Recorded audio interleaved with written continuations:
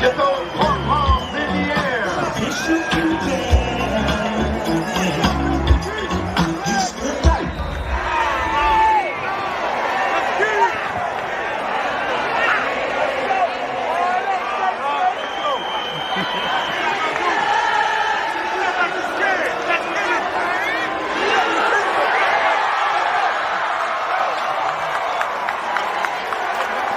Mulligan carries to the 28-yard line.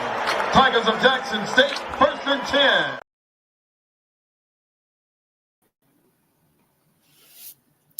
Good evening. Let me know if you guys can hear me good. Good evening. Good evening. Thank you so much for tuning in to another episode of She Loves Thee Thursday night edition. We got some stuff to discuss tonight. Hello, Miss Mary. Good evening. Thank you. I'm trying to decide if I'm going to be petty right away. Thank you, Ladarius, or I'm just going to be professional. Let's be professional and bring in the news, the latest news out of the SWAC and HBCUs. I'm a little late on this story because I'm coming in on the tail end of it, but that doesn't make it any less important to discuss.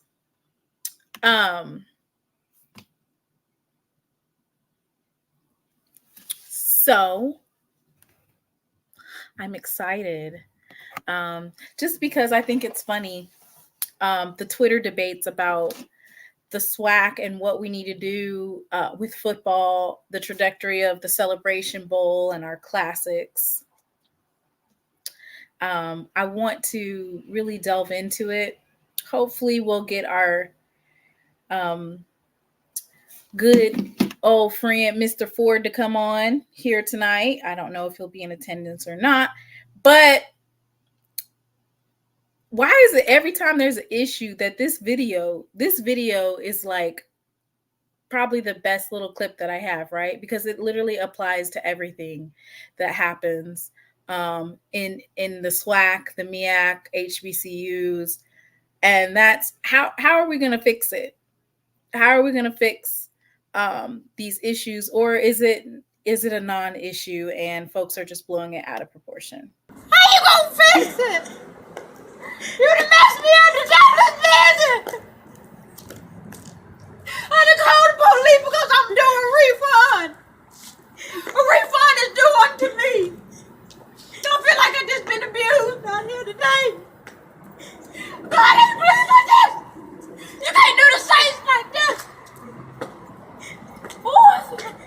I'm gonna sit out here till the police come. I'm gonna sit out here till the police come. I'm doing refund. Cause I'm doing me. How you gonna fix? I love that clip. Just because it really covers everything, all the drama that we go through day in and day out. We need to know, we need solutions of how we're going to fix things. How are you going to fix it? So there is a poll that's currently going on in the YouTube chat. And the question is, who's going to win the Bayou Classic? Is it going to be Southern? Is it going to be Grambling? Is it going to be neither? So go ahead and answer that poll that's currently going on in the chat. Ladarius said that Southern is winning the Bayou Classic, by the way. And by the way, when it comes to the Southern versus Grambling Bayou Classic, that money be in the bank when it's all said and done. So I don't think they're going to do away with that. Miss Mary says Grambling. Okay. I'm gonna hold off on saying who I feel is gonna win that particular tournament. I'm gonna hold off on that. All right, so let me do my little spiel.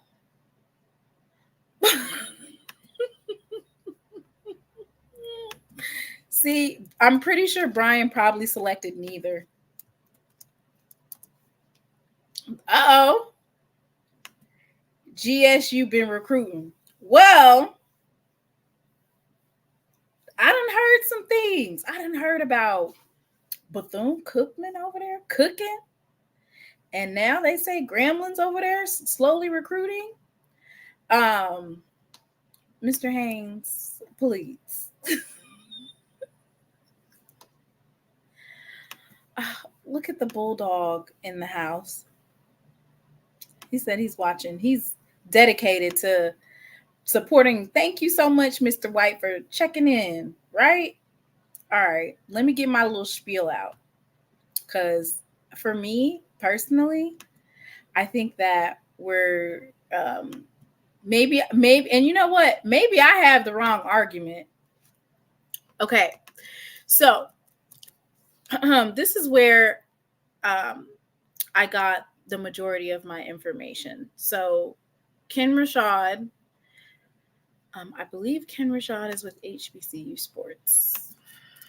Let me make sure I credit him correctly. I don't want to say something that's incorrect, but he came out with a think piece on the Celebration Bowl, the SWAC Championship, how close the two games are because of ESPN deciding to push the Celebration Bowl a week forward. So it was supposed to be the third week, and now they've pushed it to the second week. And his premise is that basically the SWAC is at a disadvantage by the Celebration Bowl being moved, and that maybe the SWAC should do something about it. Me personally, HBCU Sports.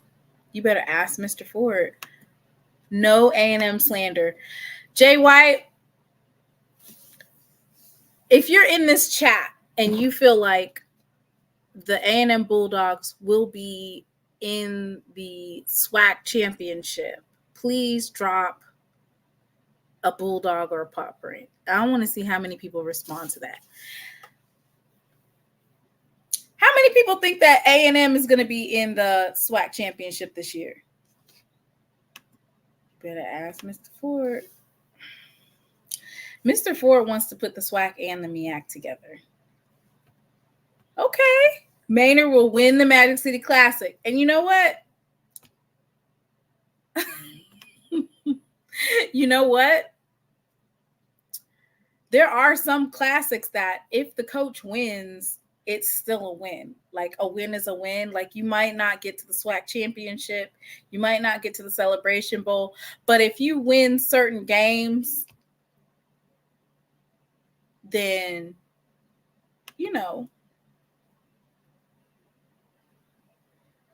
you're good, right? So for Coach Maynard, Magic City Classic is a must win. For Jackson State, we have a couple of games that is kind of like you need to win them games. Okay. One of them is the Boombox, of course, Classic, or the Southern versus Jackson State game. That's a must win. You got to win that game. The other is the Alcorn versus Jackson State. You got to win that game. Those are some games that you have to win, right?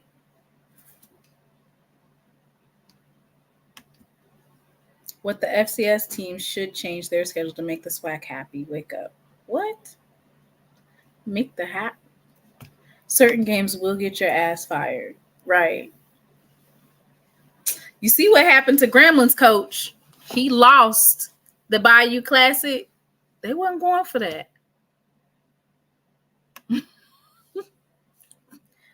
Luckily for our coaches in these HBCU spaces, even like Dooley, they are able to find places at other institutions to coach. Maynard won't last the whole season. Damn. Uh-oh. Miss Mary said Bama State going to handle A&M in the Magic City Classic. So there's that. So for us, these are our must wins for this year. Bama State. Homecoming, we're playing UAPB. I'm not trying to down UAPB, but that's not necessarily one of those games where you're nervous. For us, our must-win games are Southern, Alcorn, Alabama State, FAMU, and okay, of course, Valley and UAPB. So, but our must-wins is definitely Alabama State, Alcorn. I need for Coach T.C. Taylor to commence ass whooping on both FAMU, Alabama State, and Alcorn, similar to how they came out swinging for the MEAC SWAC Challenge.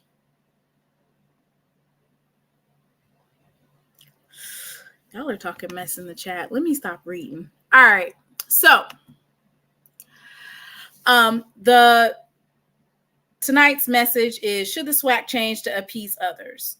And, there's a lot of talk about the SWAC, how it's set up, how we play our games, who we play our games against. Why do we do this? Why do we do that? Why don't we have out-of-conference games scheduled?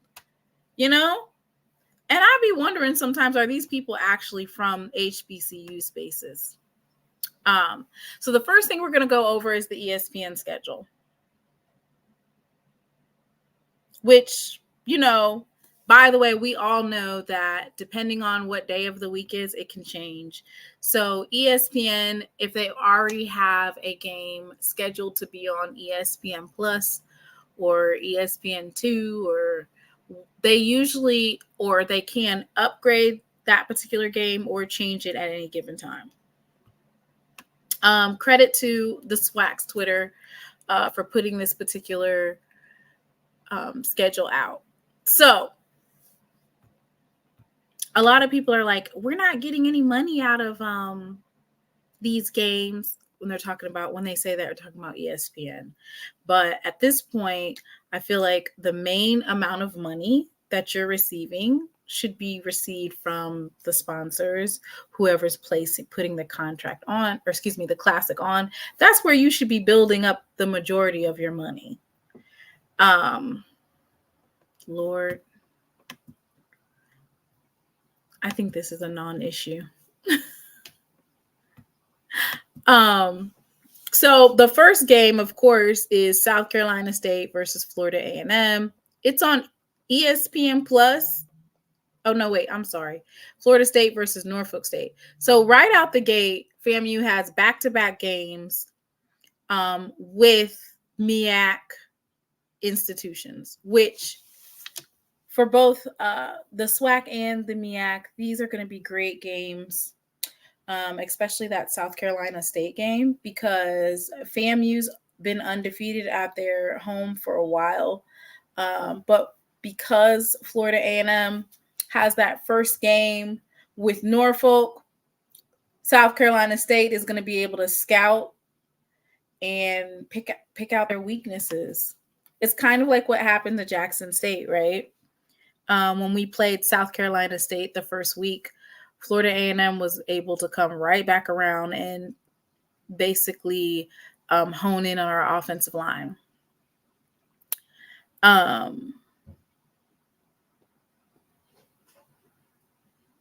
So I like that Florida A&M is playing Norfolk State first. You're gonna see what Florida A&M is about, what we have to compete against. We know that Florida A&M has to play Miami, and they also have to play, I want to say, Troy. So they're looking at a tough beginning schedule. So next, Texas Southern versus Prairie View. That's actually one of the biggest, Labor Day Classic for Texas A&M and Prairie View. That's their biggest game that basically sets the tone for the season between those two. I want to say Texas Southern gave the game away last year, didn't they? Well, FAMU's schedule is hard. Compared to how easy it was, they'll be okay. It was so easy last year. And when I say easy, I mean out of conference schedule. They played one D2 team and one that's not even D2 type of team. Mr. Campbell's already explained that their mission was to win the Celebration Bowl.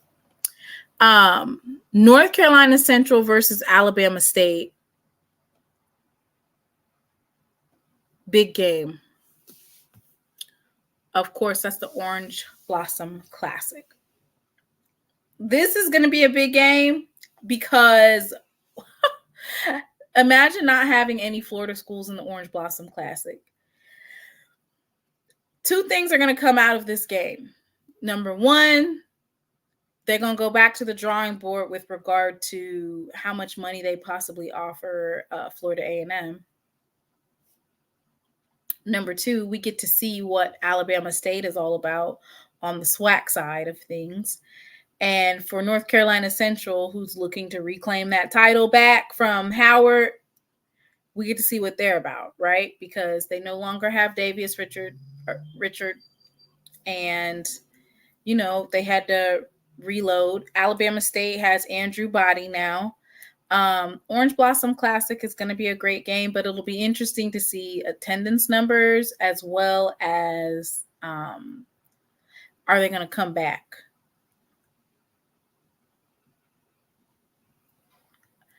Let's see what's next. Miles versus Alabama State. I think Alabama State lost to them last year. Was it them or was it Tuskegee? They lost to one D2 team. So that's going to be on ESPN Plus.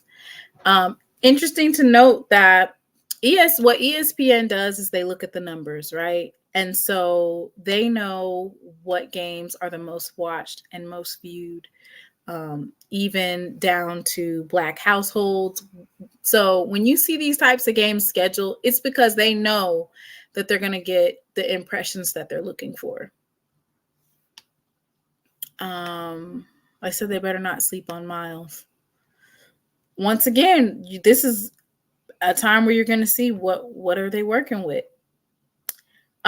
So of course we have none other than the Boombox Classic, which can somebody tell me if we can petition ESPN and let them know that the time of day is not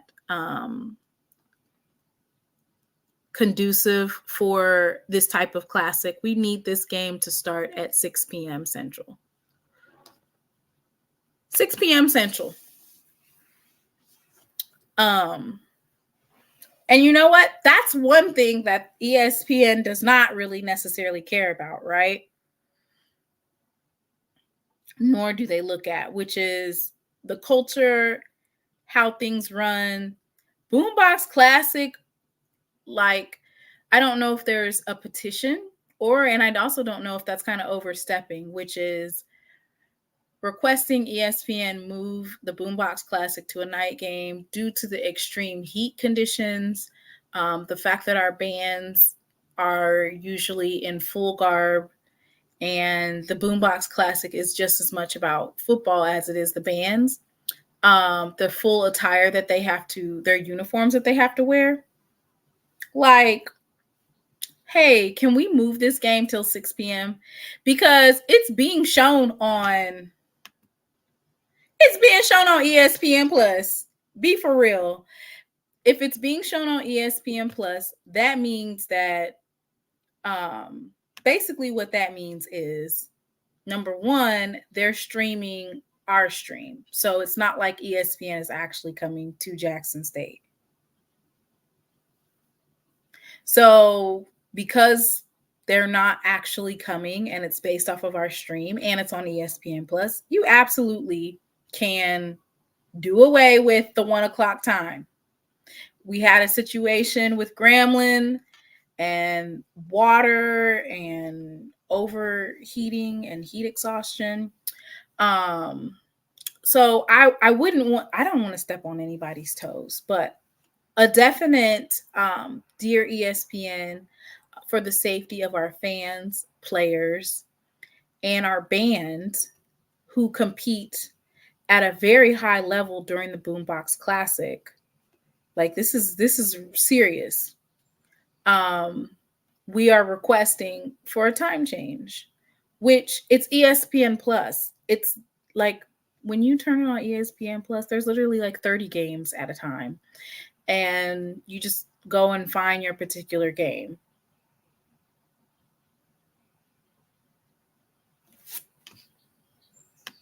Hey, Jerome, there's a video on YouTube talking about how Southern turned down ABC in 1996 to televise the Boombox for the same reason.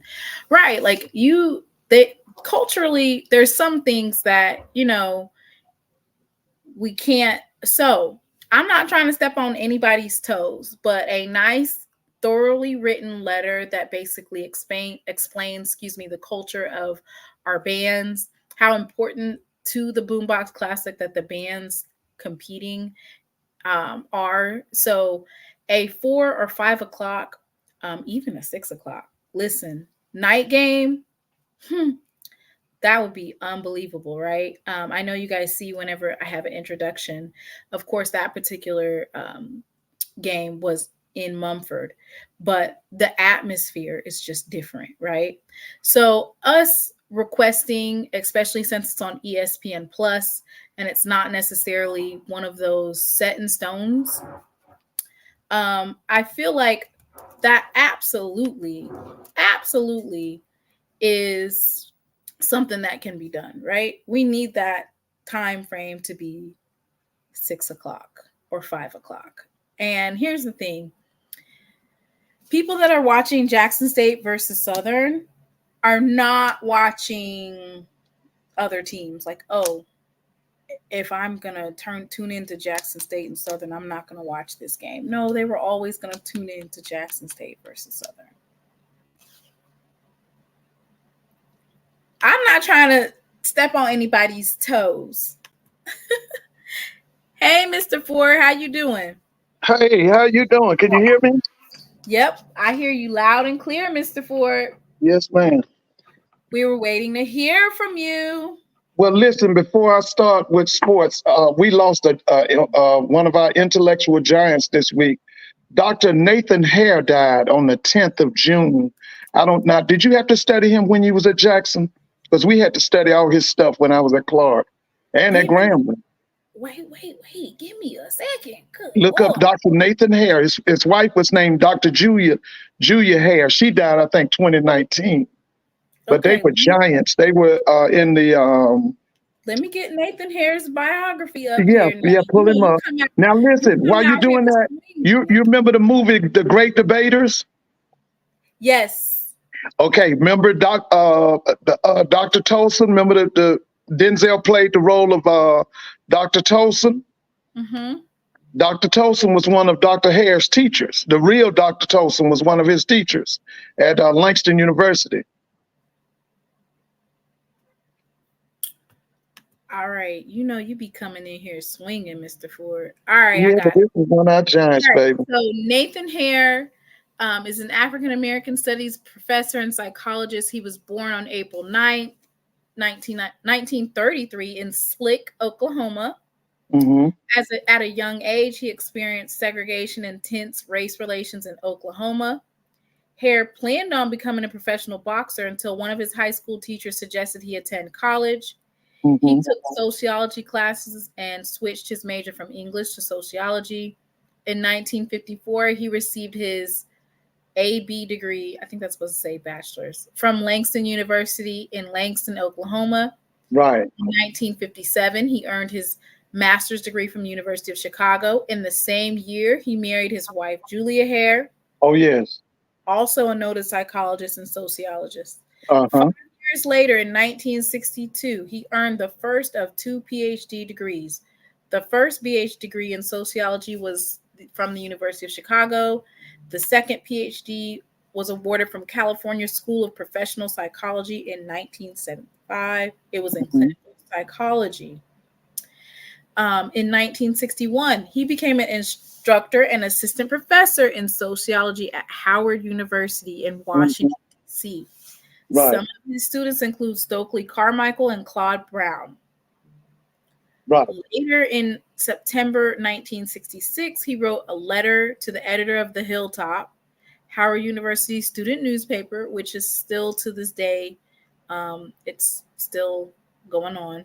Yeah. Speaking out against then Howard University president James Nabrett's plan to turn the university student body 60% white by 1970. What? Yeah, it was some heavy stuff going on at Howard. James Nabrett. Ooh, I'm gonna Yeah. be tucking this in my little. I'm gonna be tucking this. I mean, I'm gonna be using it on Twitter to make fun of folks from Howard. Oh yeah. It was Not, some heavy, not your the late president was 60s. trying to make y'all white. Yeah. They had a student walkout, I think, in '68, wasn't it? What was it? Word. The 2 weeks. calls be coming from inside the house. Yeah. Okay, so as a result of him exposing this, he was fired in 1967. In 1968, Hare joined the faculty of San Francisco State College, now San Francisco State University, and became the program coordinator of the school's Black Studies program, the first in the United States. This has earned him the title for Father of Black Studies by scholars. Right. Yeah. As a program coordinator, Hare created the term ethnic studies to replace the more pejorative minority studies. Hare battled with the college administration and left the college just a year later in 1969. Needing a way to express his thoughts and ideas of others, he founded the scholarly periodical The Black Scholar, a journal of Black studies and research, in 1969. He left the journal in 1975 to work as a clinical psychologist in community health programs, hospitals, and private practice. Mm-hmm. In 1979, he co-founded the Black Think Tank with his wife, Julia Hare. She was The awesome. Black Think Tank addressed problems and concerns that plagued the African American community. Wow. Throughout his career, Hare has served as a consultant and given numerous lectures and presentations. Furthermore, he has written several books and articles, including The Black Anglo-Saxons, Right. That was a classic. The Endangered Black Family, Bringing the Black Boy to Manhood, The Passage, Right. Crisis Classic. in Black Sexual Politics, and The Miseducation of the Black Child.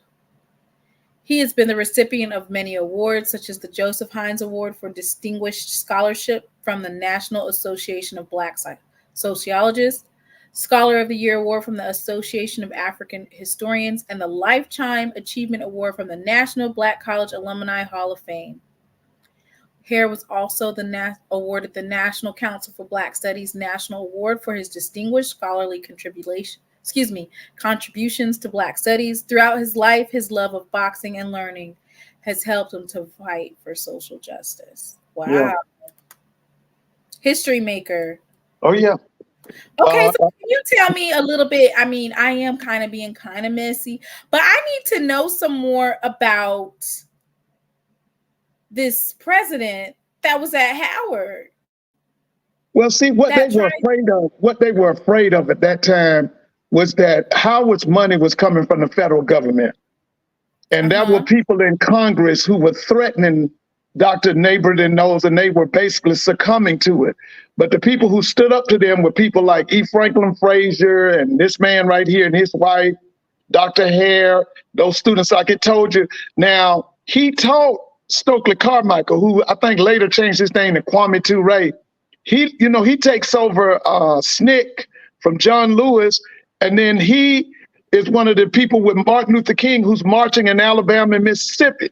So when we talk about the vanguard of the Black movement in the 60s and the 70s, most of the leaders had come through his classroom at Howard University.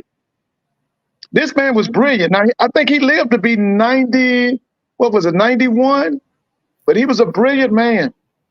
And when I saw that today, I said, man, we done lost a giant. He was something else, man. But we've had some other people to join the spirit world also right now. But we've had a number of people who've died within the last week. I'm just kind of absent right now, but I just wanted to definitely acknowledge and give him his flowers. Oh, yeah, because this man was brilliant. He taught us a lot. And I tell everybody, if you haven't read those books by Dr. Hare and his wife, Dr. Julia Hare. Dr. Julia Hare you remember when the guy that used to be with Cornel West, remember he would have that little summit, he would bring all the Black leaders together? Tavis Smiley, remember the Tavis Smiley shows in February? His wife would come on and turn the show out. You can pull up Dr. Julia Hare on Tavis Smiley's show or Tavis Smiley's summit. She would turn it out. This lady was so smart, so brilliant.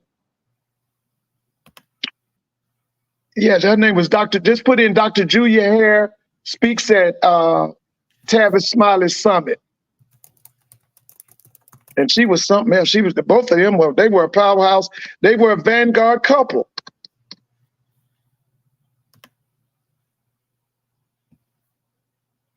Yep. Somebody said I learned about her back in the day watching Tavis. Yeah, that lady was brilliant. She died, I think, 2019. Yeah, it says she died in 2019. 2019, but she was brilliant. Some of these types of shows need to come back to the forefront, right? Yeah. Especially just the state of our, because I don't think people realize how the wealth gap between Blacks and whites is no better, if not worse, than it was in the 60s. Yeah. Now, when I was in college, they told us that as a Black college graduate, we would make less than a white man who had dropped out of high school. Yeah.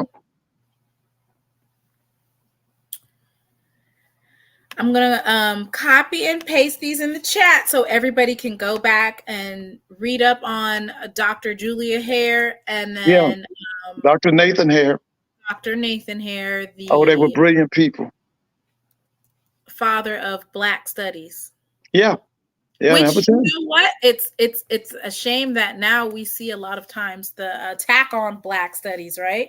Yeah. Ethnic studies. There's been an attack at PWIs for ethnic studies. And one thing, Mr. Mona, during this time, the 60s and the 70s, Howard University's staff was one of the best faculties in the world. You had Dr. Hare, you had E. Franklin Frazier, you had Ron Walters, you had, that guy, I can't think, was it Rayford Logan? He was in history. at Howard, but their faculty was world class. Mm-hmm. Oh, it was awesome. I mean, if you could look at the people that was on the faculty at Howard in the 1960s and 70s, woo! And so what the white universities did, they bought those black professors out of Howard. That's what they did. They came in and bought them out. They offered more monies because They offered, that's right.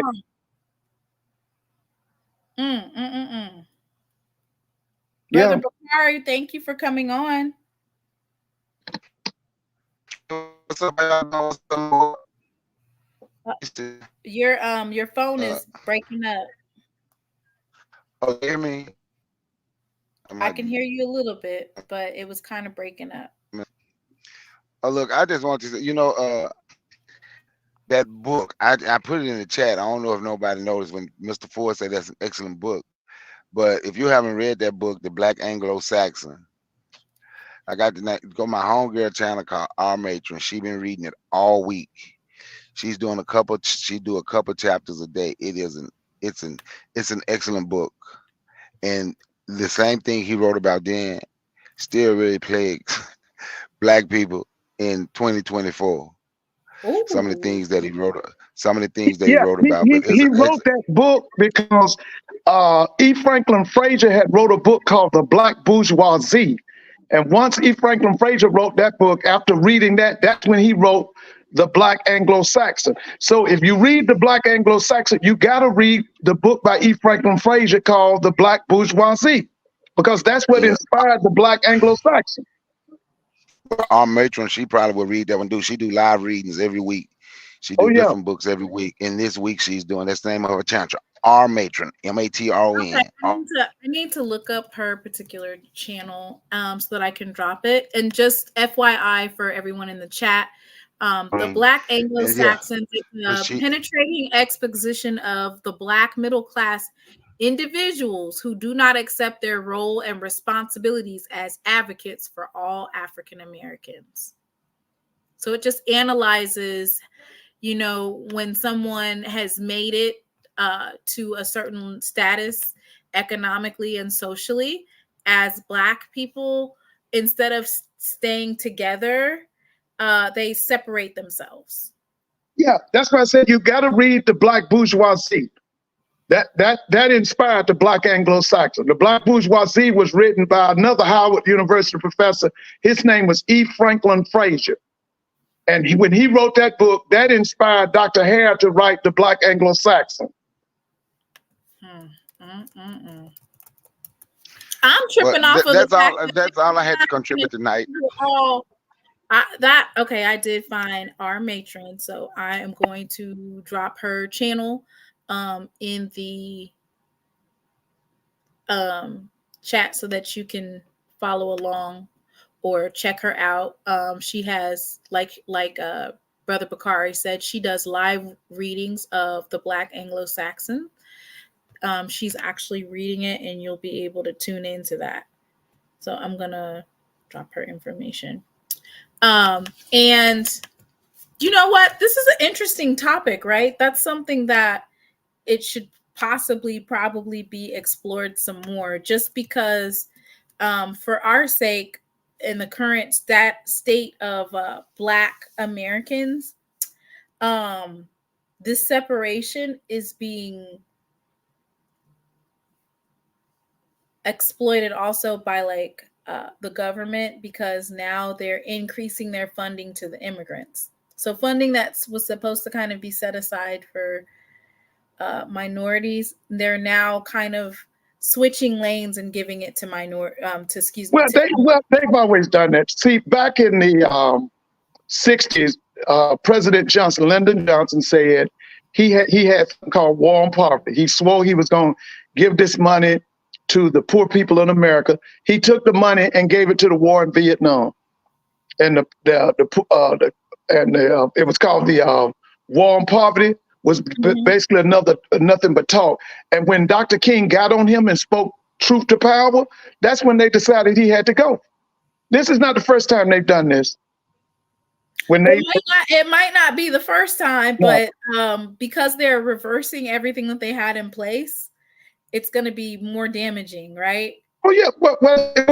What's happening is because they are neglecting the poor and working class people in America, it's causing the economy of America to collapse. You know, I talked to you about that the last time. It's causing the economy to collapse. Which is interesting that we're talking about these things. And when you were speaking of how Howard had the best faculty, Oh, they had the best faculty. and he basically bought them out. They bought them out. PWIs. Yeah. They do the same thing in athletics. Yeah. Yes, they do. That's right. And speaking of that, they also will try to attach themselves or take away out of the conference. I feel like HBCUs were also under attack, right?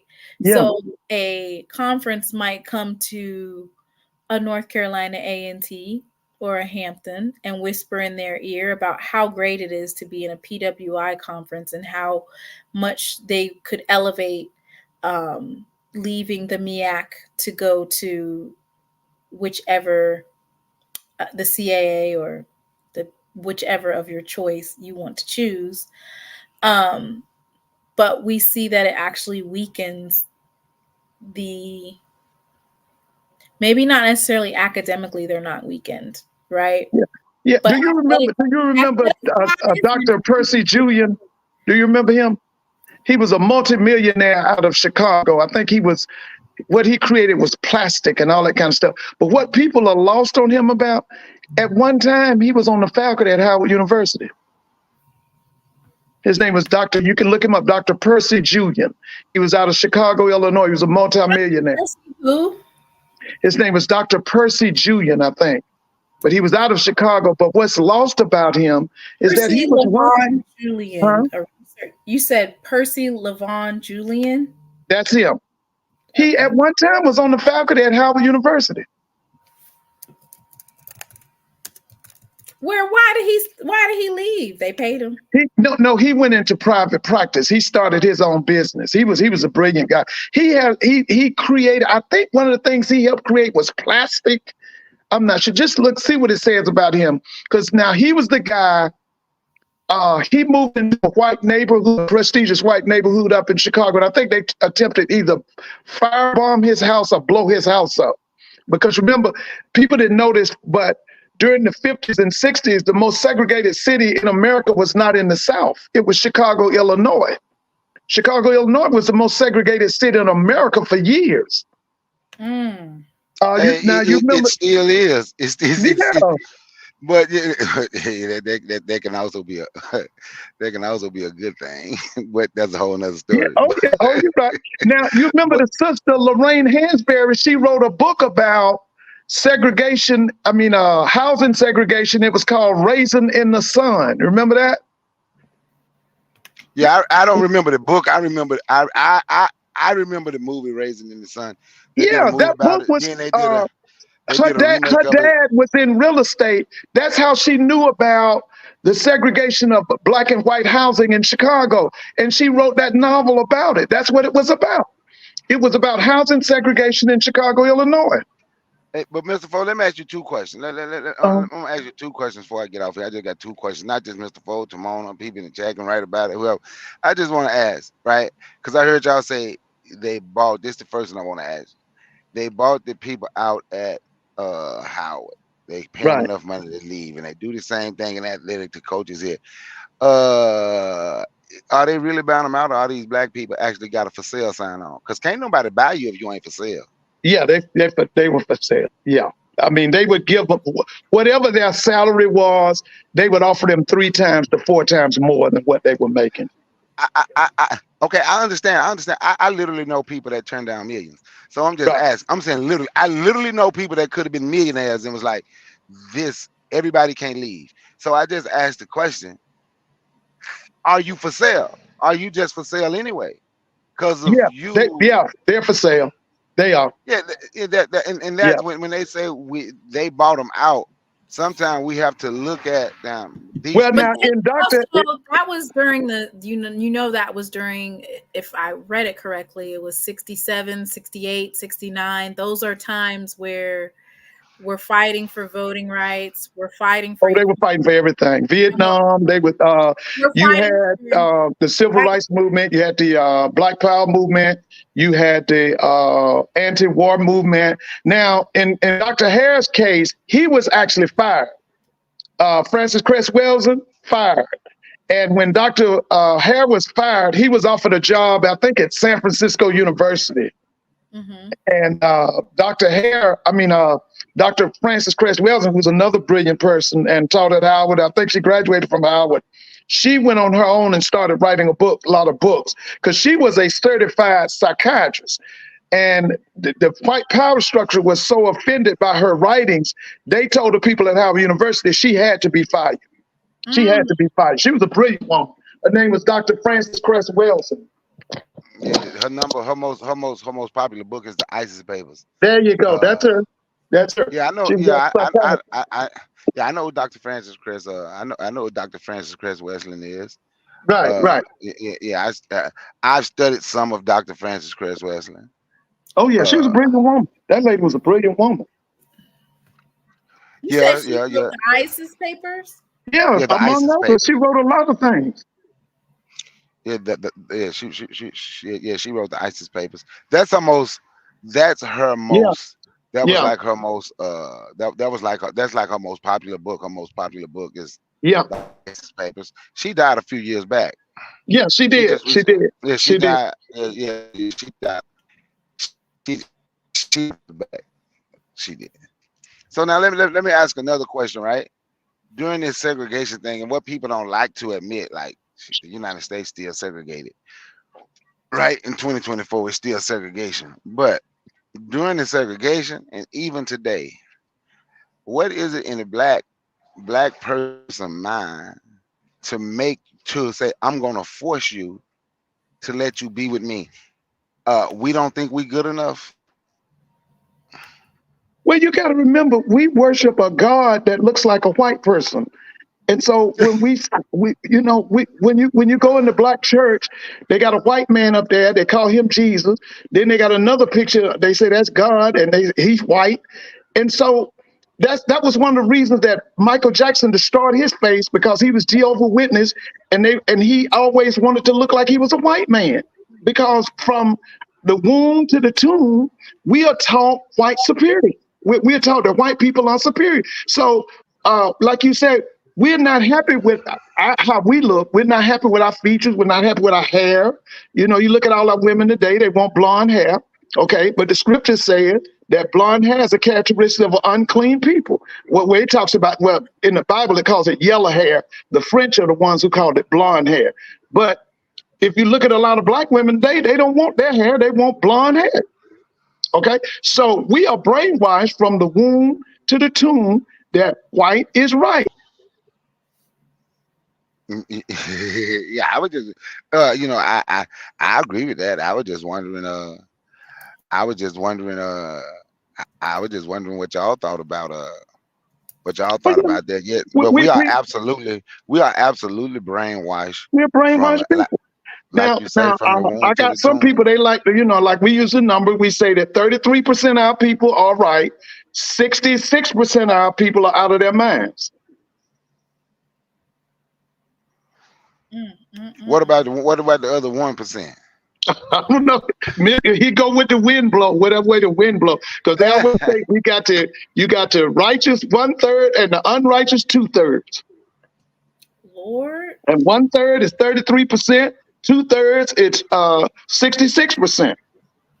Yeah. Hey, but so I'm gonna go back a little bit. I heard you talking about Dr. Julia Hare. Yeah, I didn't know her husband. I didn't know her. Yeah, she was brilliant. I know Dr. Julia Hare, but I didn't know her husband. Like I didn't even know who that. I was on our matron channel today. She did. I forget how many chapters she read again today. But we were discussing. I think I saw it. She's at number 5, whatever that means. Hey, Mr. Mona, you can't pull up when she was on the Tavis Smiley show. She turned it out.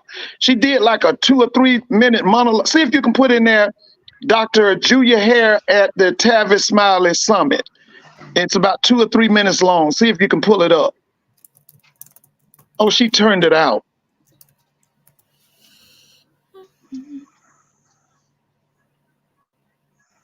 Was it in 2007 at the State of the Black of Yeah, see if America? play it and see if There's it's a the one. Black Union. Yeah, it was a State of Black Union. It was Dr. Julia Hare. She was awesome.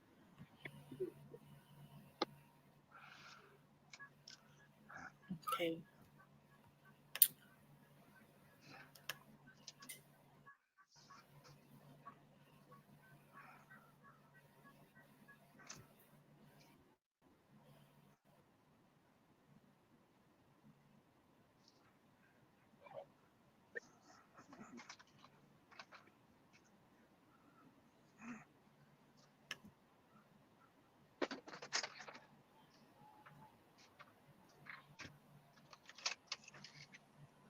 Can you hear that? No, I don't hear anything yet. But I think you got the right thing because they're going to go to her. There she is right there. Oh, please get that volume. This lady is awesome.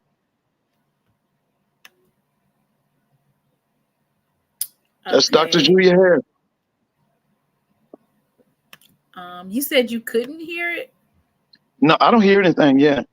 I can hear you, but I don't hear her. That's her. That's her. Can you hear it? No, I don't hear. Do you? I don't hear anything yet. It's frozen now. No, I did. Oh, I was trying to make sure that you guys could hear it. oh, please. I hope you can bring that up. You talking about a brilliant woman.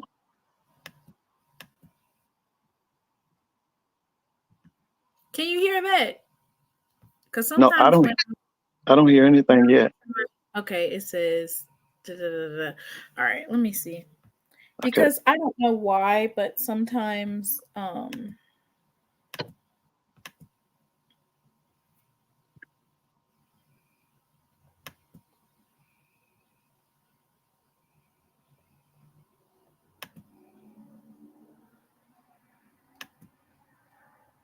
sometimes it won't play it for some reason. Oh, okay. I was hoping it would. Man, I wanted you to hear this. This lady was so brilliant. Okay, so I'm gonna work on that. Okay. Okay. Pulling it up, or like I'll download it and then Good. See if we can get. You said it's like 3 or 4 minutes long. Yeah, about 3. She did a little monologue, and I mean, it's awesome. Wasn't a word wasted. I mean, she was breaking it down. She's basically telling you how the public school system is one of our oppressors. And I mean, everything she's saying, you can hear it, you can see it.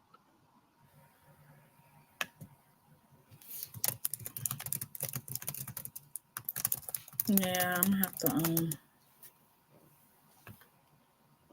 let's see if I can do this one.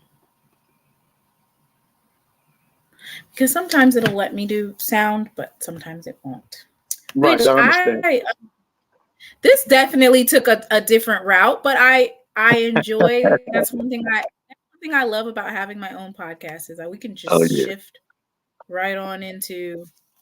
Oh yeah. Well, listen, I do agree with you. The first when I saw that schedule, I said, now, why in the world would they have the Boombox Classic at 2 p.m.? That makes no sense. That was one of the first things I said when I saw it, because I thought all the other games were great. The timing was, because to me, that's always a night game. Then the Southern people always come and socialize in Jackson after the game.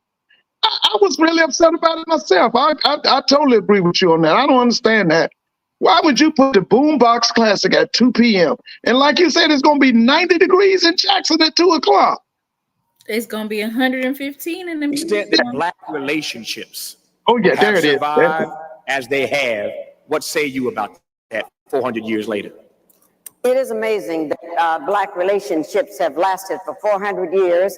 They lasted this morning. They're also going to last tonight, and you may not even know the person to whom you're going to have the relationship with. But they do tend to go over. Relationships do go over like that. And as we move into what has happened to this, I know that our relationships sometimes really reach a low ebb. That's one of the reasons why we wrote the book, How to Find and Keep a BMW, a Black Man Working. That was spelled out in there. It's just very serious. Because relationships Our relationships didn't start yesterday or last week. It also started 400 years ago when those 19 persons were here. And I want you to remember something very important that one of our by any means necessary power brokers told us, and that was Malcolm X. He said, if we can only remember that you didn't land at Plymouth Rock. Plymouth Rock landed on you. And it's very essential that we kind of keep this in place. And knowing that these are the things that happen, then we have to move more to change it. See, we have a system that would not like to see black males, black females together. They would not like to see that happening at all. Because once we come together, they understand the power of the strength of the black woman, the queen of the universe. They know that, her strength. They also know the power of the black male, the warrior. If you would turn him loose, he will protect also his family and things that need to be done. And because they understand that if our relationships are together, then they will lose. But if our relationships are torn up, then we can forever be treated in certain ways by the oppressors. That's why they gave us something called integration, which is nothing but the illusion of inclusion. They gave us this. They actually gave that statement. And when they gave that statement, it meant that they could go right into your homes. They went into the black homes now, the powers that be, and told us that you cannot discipline your children anymore. And if you discipline your children, you were going to jail. It's this kind of thing they told us. Now, this is amazing that, you know, the black parents who in Africa, that was out of the question. Some social worker come in there saying you can't discipline your children, the social worker would disappear. As you all know, this kind of thing would go on.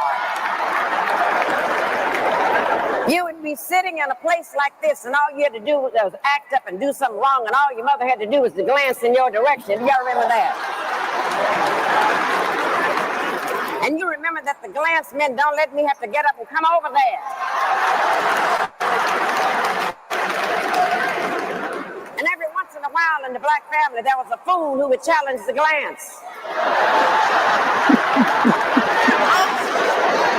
And if you could get home over the foot, over the ironing card, over whatever, you were sent to the backyard to get something off the peach tree. And if you brought something in that was too short,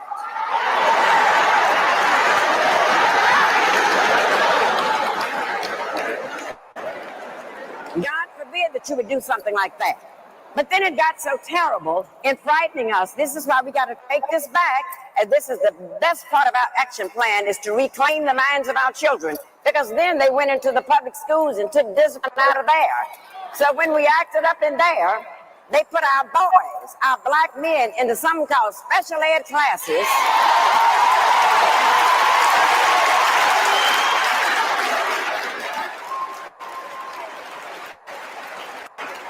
And as you know, those special ed classes are nothing but holding cells until they can go to the state prison.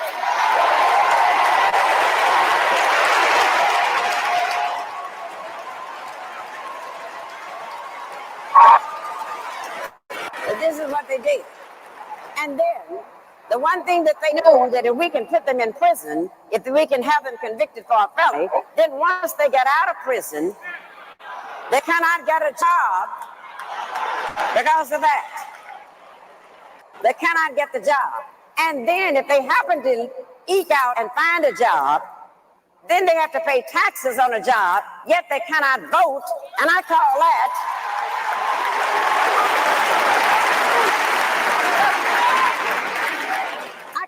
taxation without representation. That's what we're looking at. And if one of the things that we would learn to do, they did a grand thing when they took that discipline away from us, because when they made our parents afraid to discipline the children, then what happened? We found out that the teachers were afraid of the principals were scared of the superintendent was scared of the school board was scared of the parents were scared of the children, and the children ain't scared of nobody.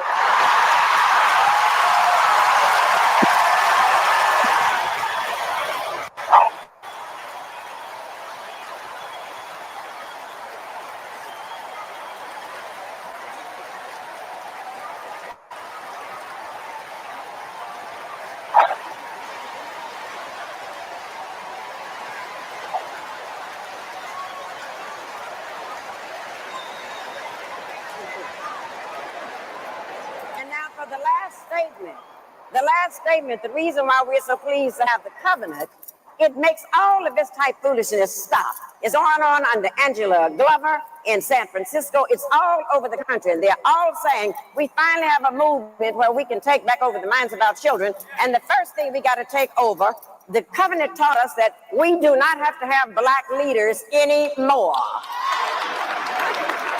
It told us because everyone in this room is empowered to be a black leader. Everyone in this room.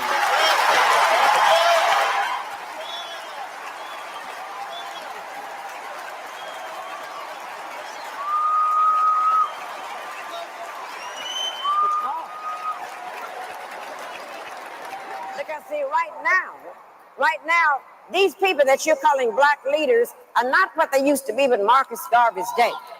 They're not what they used to be back in the days of W.E.B. Du Bois or Martin Luther King. Those were the people that got us together and planted a strategy, and we're not looking for fame. But today's black leaders, I'm afraid, have become leading blacks. And don't ever confuse leading blacks with black leaders.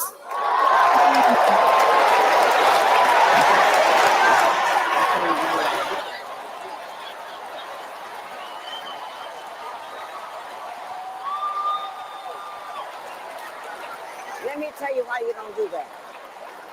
One of the reasons you don't confuse them, black leaders are chosen by you. They're chosen by the people they're going to lead.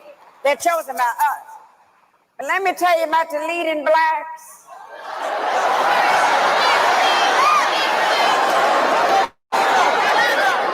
The leading blacks are chosen by the media. Leading blacks are chosen by ABC, all broadcasting Caucasians.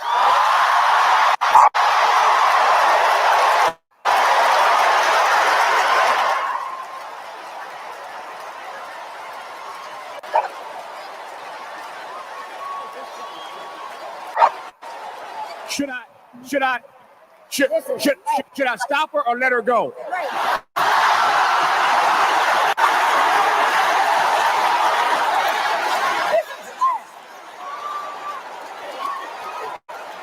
Now this is the last one. This is the last one. Leading blacks are also chosen by NBC. Nothing broadcasting but Caucasians. And the rest are chosen by CBS, the Caucasian broadcasting system. And when you allow leaders to be chosen by the media that's owned by the corporations, when you get ready to change your lives, when you get ready to demonstrate, when you get ready to march, when you get ready to come to the covenant, when you get ready to endorse and make Tavis one of our next elected officials, but what happens?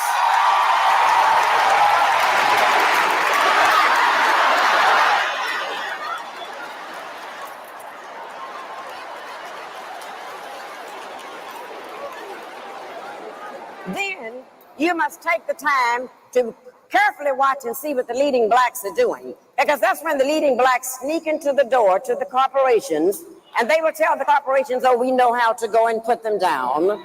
We know how to get you some real affirmative action Negroes to come in here and work. We know how to do that. But at the end of the day, the leading blacks lead the corporations, and the leading blacks have gotten paid while we have gotten played.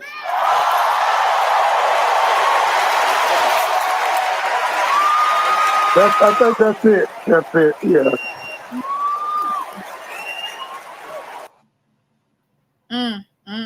Yeah, she was awesome. Her husband, they were a power couple. Just like if she ain't y'all comment in the chat some of these leading blacks that we got at the forefront of Black America. Al Sharpton. Comment in the chat. I can think of a few in athletics, in sports right now. Some of them leading blacks. Some of them leading blacks. Deion Sanders. Ooh. Yeah, there you go.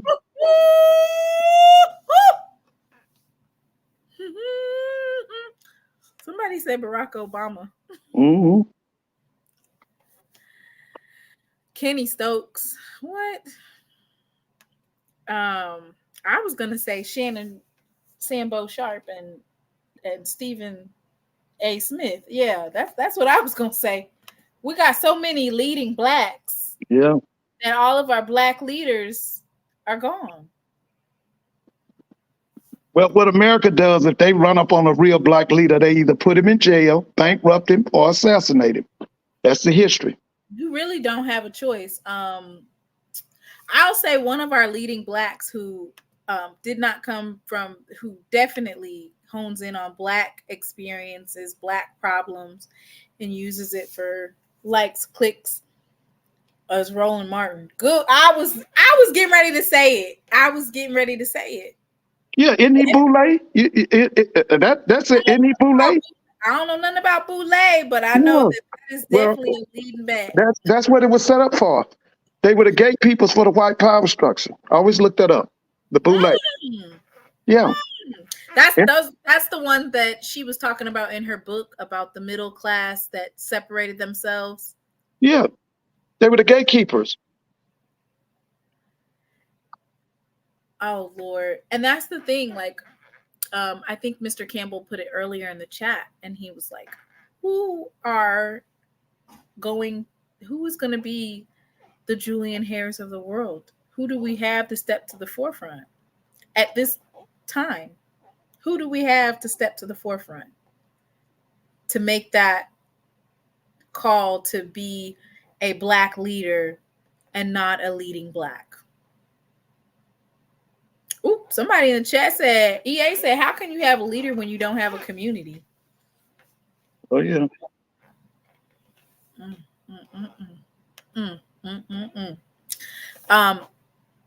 So that was an amazing segment. Thank you, Mr. Ford, for bringing that to the forefront. And of course, rest in peace to Dr. Hare. Who passed away. And Dr. Julian Hare, she died 2019. 2019. So yeah. both of the Hares, those are pioneers. Yeah. In the plight of just all things dealing with Black Americans. Yeah, and they were preparing leadership. Like I said, most of the leaders in the civil rights movement, Stokely Carmichael, the guy who wrote Man-Child in the Promised Land, that was their students. Those guys were their students.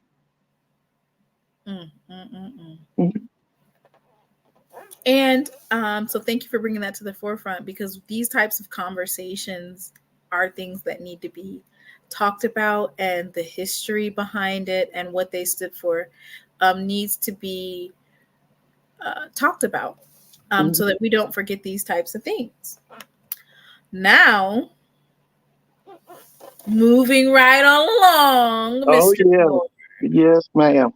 We're going to get on this ESPN schedule. Okay. And this Celebration Bowl. Right. My main question for you is this, because I feel like there is a attack on the SWAC.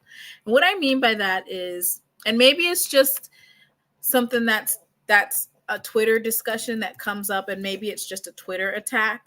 Right. But I feel like that, me personally, my statement is that the SWAC is, bar none, the SWAC is the strongest conference in all of FCS in terms of membership, in terms of when we talk about stable institutions that aren't trying to figure their way to jump to another conference.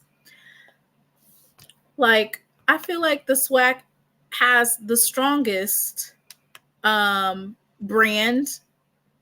Without a doubt. Yeah, without a doubt. And so we're under attack because the college football playoffs at the FBS level, the tides are swinging. They're adjusting it. And because the SWAC has a stable of deals with classics, deals with in terms of where we get, whether it's ABC or the Bayou Classic, I want to say that's NBC, right? Right, that's NBC Sport. But my point is that in terms of really big deals for classics and them being viewed, these types of games and media that we have set up, it is a really big brand for the SWAC to have all of these deals in place.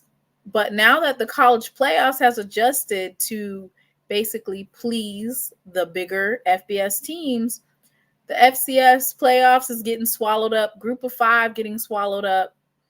And there was a podcaster who recently was very upset that Army and Navy are going to be Dan Le Batard. on the same day as the Celebration Bowl, which for the most part, they have two different demographics, right? Yeah. If you were going to watch the Celebration Bowl, you were going to watch the Celebration Bowl, which comes on at 12, by the way, whereas Army and Navy comes on at 3. So it wasn't necessarily going to inhibit you from watching both. But from the grand scheme of things, the demographics speak towards a certain set that would be watching the Celebration Bowl and a certain set that would be watching that. But I saw that type of attack, and they're utilizing its anti-patriotic and it's coded racism, right? Oh, yeah. To try to take something away from us, right? Yeah. So after we go through this schedule, before we go through the schedule, I wanted your take on the attack on the SWAC. Well, let me say this. I was not shocked about the Celebration Bowl being moved up a week ahead, because about a month ago, a month and a half ago, Blue basically told us. I came home one day, Blue was on. He was with the assistant coach from Alcorn, the defensive back coach. And he said that there were going to be changes because the college playoffs was going to start the weekend of the 20th. And he was saying that there were going to be some changes, especially for the Celebration Bowl. So when I heard that the Celebration Bowl had been moved up a week, I was not shocked, because basically Blue called it. He basically laid it out. And kudos to Blue. He made it plain and clear what was going to happen. Now, my thing is this. They have the right to do that because we signed the contract.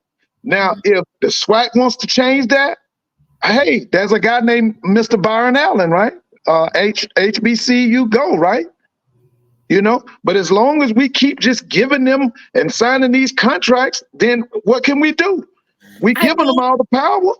I feel like the Celebration Bowl is probably, when you look at all the different bowl games, especially like when you look at the FCS playoffs, if you look at some of the smaller bowl games, that they have for like the Group of Five, bar none, Celebration Bowl is probably one of the best type of bowl games without a doubt out there. I'm not talking about just in HBCU, but what I'm saying is, like, there's this theme that I see where folks that are in 360 deals, that's what the FCS playoffs is, definitely a 360 deal. You have to pay to reserve your spot, or basically you paid and bid to play a game at your home game. And then on top of that, you're giving away 40% of all of the money that you make at the game.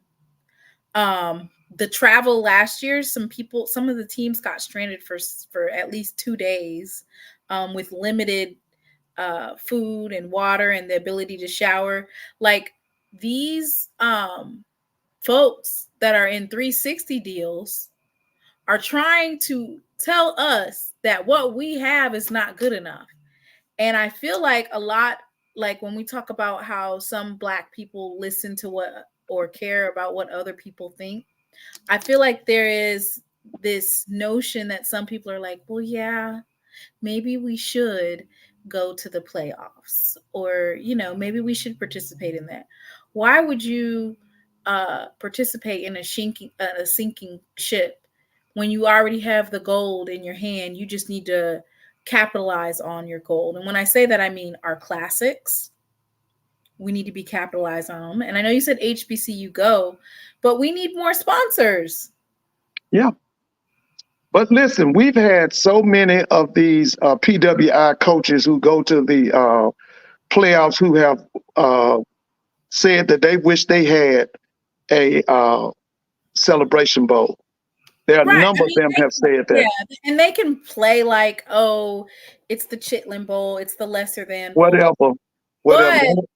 But someone did say that this season has no bids for the playoffs, but and I really want you, because I know you're a historian and I know you remember, can you hone in on FAMU and what happened after they won that championship, and how FCS made it so that it would be impossible for FAMU or any other HBCU to ever win again? How they kind of like restructured everything? Oh, yeah.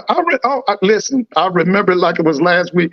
Listen, what they did, once FAMU won that 1AA championship in 1978, the NCAA called a meeting and basically told all them PWIs, of what you call now mid-majors, we did not form this 1AA championship for no nigger school to be winning. So they made 100, I think it was 120 schools reclassify to 1AA. That's why I keep telling y'all over and over. North Dakota State, South Dakota State, they can beat Power 5 schools. They are big fish in a small pond. All of that talk about playing North Dakota State. Do you know that North Dakota State beat Kansas State one year, and Kansas State was ranked in the top 25? Do you know that Appalachian State was in 1AA and they beat the University of Michigan at Michigan? Listen, the best thing we can do, like I said, you said about you, and you just went into the diatribe about how strong the SWAC is, and I totally agree.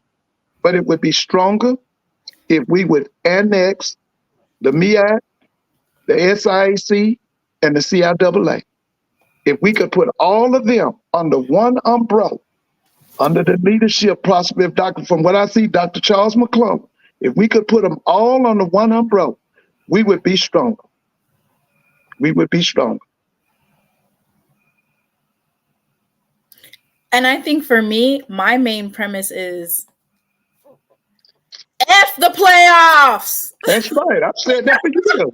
You can't. It's not for us. You can't structure the FCF playoffs to disadvantage HBCUs and make sure that we don't win. Yeah, because we don't have that kind of money. Listen, Rod Broadway told us many years ago, the black colleges don't have the money to be competitive in that, what you call FCS playoffs. That's not for us. And I've said it over and over again. The Celebration Bowl is the best way. Now, one of the things that I have learned, and I do agree with this, I do wish it was a playoff that included the SWAC, the MEAC, the CIAA, and the SIAC. I do wish we had us a black college playoff, not only for football, but basketball and baseball.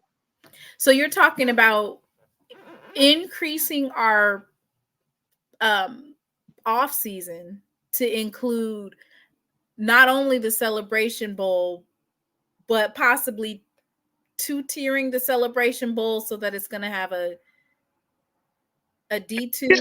Yeah, let me just say this to you, and you know, I know you've heard me say this before. The first 2 years that Deion Sanders, well, the 2 years that he won the SWAC, I thought that the SWAC championship should have been Florida A&M and Jackson State. 1 year. Oh, Lord, don't get them rattlers up yeah, but I thought that they were the best two teams.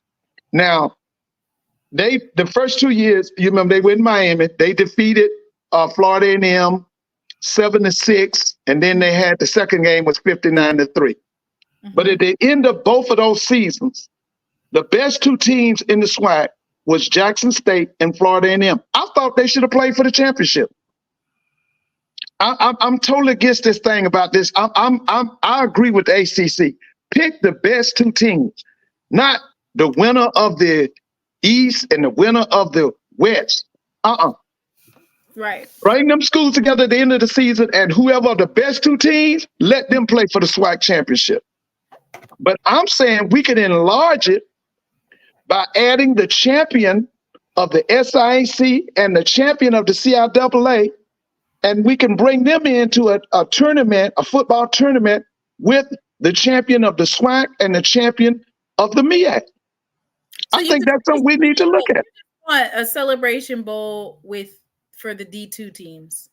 That's what you're saying? The winner. I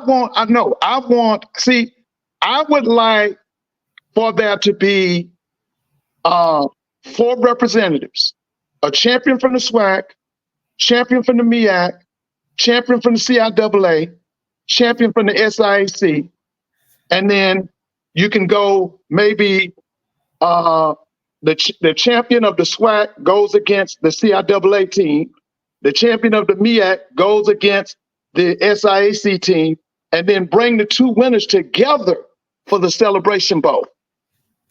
I want an inclusive playoff. That's what I want. I want the playoff to include all of the HBCU conference champions. Yeah. So for me, I would keep D2 and then FCS separate, but I would think like bringing in possibly, let's see, I don't know. I feel like the Celebration Bowl stands on its own, right? So much like how the college football has different bowl games, I don't think there's anything wrong with having bowl games for the SIAC versus CIAA in Atlanta in the same weekend, because you're going to, basically piggybacking off others. There are people who will attend both games. So I want to refresh your memory on something. Now, this has been a few years back. There was 2 classics in Mobile, Alabama.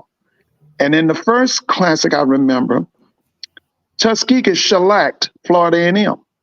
The next year, Tuskegee shellacked Jackson State. So why am I bringing that up? I just want you to know it's not that much difference between the Black schools as far as these different conferences. We all in the same boat. And I just do believe now that last year's Benedict team that Chennisberry had, they could play with people in the MEAC and they could play with people in the SWAC. Okay. And so I think sometimes we automatically assume simply because they're MEAC, they'll dominate a CIAA team. And I have to remind people, just a few years ago, Virginia Union went to Hampton and beat Hampton on their own campus. Lane College went to Tennessee State and beat Tennessee State on their campus in the hole. And Lane College. Now, and I know people probably don't forgot this, but Florida A&M came to Mobile and played Tuskegee, and Tuskegee kicked that behind. And then the next year, the next year, Tuskegee brought Jackson State there, and guess what? They kicked Jackson State's behind. Now, I know some of y'all trying to claim like y'all don't remember that, but it happened. Wait, can you replay the FAMU part? You said FAMU played Tuskegee and they got their ass in Mobile. And listen, they kept the president. That guy you talk about, Larry Robson, the alumni in Mobile kept him up to 3:00 that morning. They were that upset. They met with him for about 4 or 5 hours that night because they were that upset that Tuskegee had kicked they behind down at I think it was at Ladd Peoples Stadium. What was he gonna do about it? Listen, they wanted that program. You got to understand now. Florida A&M is a school that was made by that athletic program and by that outstanding band. Just like Grambling. Grambling was made by that football program, and it was also made by that band. And they got some more ass whoopings coming in. They got some more.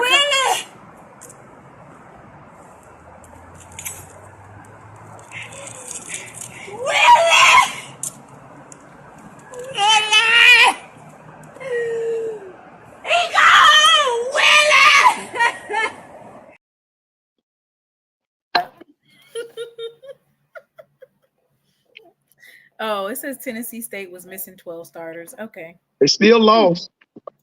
The Lane College on your yard. They came to your yard and beat you. Because my two nieces was there. They both students at Tennessee State. They were there. Lane College. Oh, Mr. Ford. Mhm. Okay, so here's my next question. This is the real biggie right here, okay? And FYI, I do feel like we need to write ESPN a letter admonishing them to change that time slot to after 6 p.m. Due to the bands being in uniform, full uniform, and they have to play. And when we say they have to play at their highest, this isn't just about the football game, okay? This is the band too. So we need them to change that to 6 p.m. So I'm gonna do my research and see, because I'm not trying to step on nobody's toes. That's might not be out of that might be out of a SWAC fan's purview, right? Or Jackson State's. That might not be something that I should say. Hey, ESPN, it's too hot. We need a 6. Listen, when I heard it, the first person I thought of was Dr. Ashley Robinson. I was like, I can't believe he did that, because he know better than that. He was raised up in Jackson. He know that the Boombox Classic is a night game. And He's then from Jackson. Albie says, from a health standpoint, speaking as a veteran who deployed to Saudi Arabia in 90-91, Turkey in 02, and Iraq in 05, heat stroke, heat exhaustion, dehydration are major reasons to change. So I feel like highlighting heat exhaustion, stroke, dehydration, and not only that, the protection of our fans, the little kids that like to come to this particular game. We are going to have over 60,000 Black folks. Okay? Yeah. Black folks. We already attract. So this needs to be turned into a night game. Night game. We don't know. They might be talking to them. So the only thing that I can say. The person I thought of was Dr. Ashley Robinson, because he knows better. Right. So the thing that I was thinking was that this particular game, as it stands, is not a game that is going to be covered by ESPN 3 or ESPN 2. So because of that, and it's an ESPN Plus game, this means that the flexibility of this game, it shouldn't be a problem, right? Because ESPN Plus literally just plugs into our feed and they stream the game. So this isn't one of those situations where travel-wise we're interrupting something, and it's literally on ESPN Plus. So I would definitely, I don't know what the particular process is to request for that particular game to be changed, highlighting the incident that happened with Grambling. Right. But this is definitely one of those situations where you want to, ahead of time, just let them know that 1 p.m. is not a good time for this type of game. Right. That's right. Without a doubt. Especially since they have all these other games at random times. Yeah. And, I would think it's one of the few, I think on the list, it was one of the few day games other than those homecomings, right? Yeah, most of those games were at night. Yeah. We need it to be a night game. It has to be a night game. Yeah, it needs to be a night game. No doubt about it. Out there tailgating. Yeah. Drinking. It's a night game. Like you said, it should be a 6 p.m. start. About a 6 p.m. start. We're gonna have our pom-poms available. Drink lots of Gatorade, because this is a celebration for Jackson State. This ass whooping that we're getting ready to put on Southern, it's a celebration. So folks be drinking a little bit and that's one of the biggest games in Black college football. They don't call it the Boombox for nothing. I'm surprised actually that it is only on ESPN Plus. I do know that sometimes they bump games up, depending on how they feel.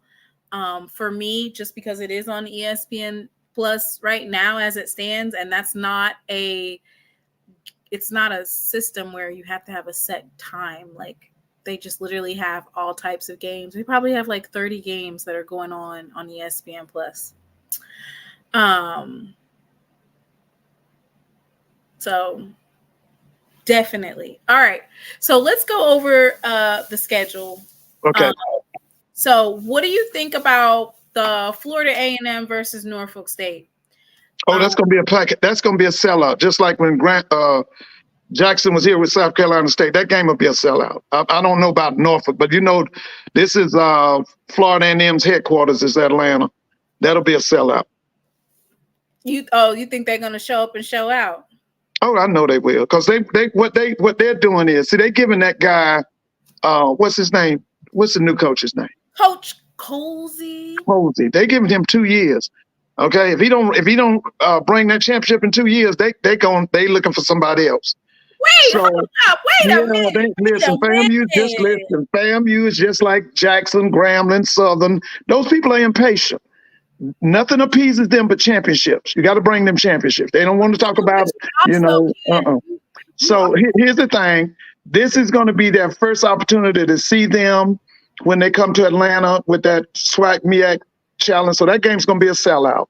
The next week at Bragg, that will be a sellout. That South Carolina State game's going to be that's Labor Day weekend, and you don't have to go to work on Monday. That's going to be a sellout. Ain't nobody going to Tally. Yes. Listen, baby. Miss Simona, let me tell you something. They're going to have people outside the stadium. Let me see. They're going to be, listen, the people from, I'm not saying they're going to bring a big crowd, but they will bring some people from South Carolina State. But the overwhelming majority of the crowd is going to be that Florida A&M crowd, and they're there to see Cozy. That's his home opener. That's a sellout.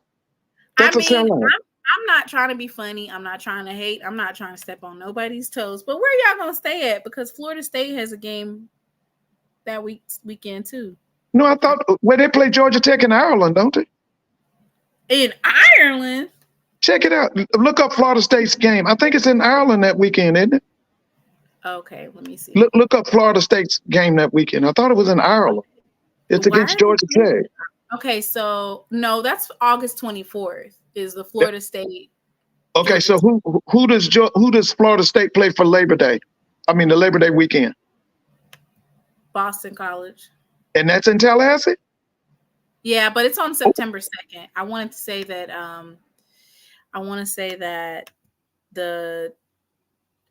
so theirs is going to be on Monday. So okay. It's kind of like a overlap, right? So FAMU versus South Carolina State is going to be that Saturday, and then the Monday is when is when Florida State has their big game. Okay. So you're saying I still say that South Carolina State FAM game is a sellout. That's a sellout. You got Chinnisberry opens up at South Carolina State. Mm-hmm. That's the home opener for Florida A&M, new coach, Coach Cozy. It's Labor Day weekend. Coach Cozy up, Mr. Ford. Huh? You hyping Mr. Coach Cozy up. But what I'm saying is that the hype is going to be for the game. That game is going to be a sellout easily. That's going to be a sellout. And it's Labor Day weekend. Okay. That's going to be a sellout. How far is South Carolina State from Tallahassee? I know they definitely showed up in Atlanta. Yeah, they come down. Wait a minute. I'm trying to think. Would they go down? Okay, let's see. Columbia, isn't that I-20? Does I-20 go through Columbia? Because I'm trying to see the route. It's 6 hours. It's 6 hours. So South Carolina State would go through Savannah, and then they go through Jacksonville. Or would they cut across Georgia? No, it doesn't have them cutting across Georgia. It has. But now you're going to have that contingency from Atlanta going to come down. That South Carolina State crew from Atlanta will come down to Tallahassee. That's only about 3.5 to 4 hours, right? Oh, okay. All right. It was a beautiful sight to see for the MEAC SWAC Challenge. That was my highlight of last season, was the MEAC SWAC Challenge, just because I was talking so much mess to Kobe pre-gaming. We had a show together, and I was talking all that mess, and we whooped ass. Now, I'm going to say this. I know y'all going to try to eat me alive on this, but let me say this. Uh-oh.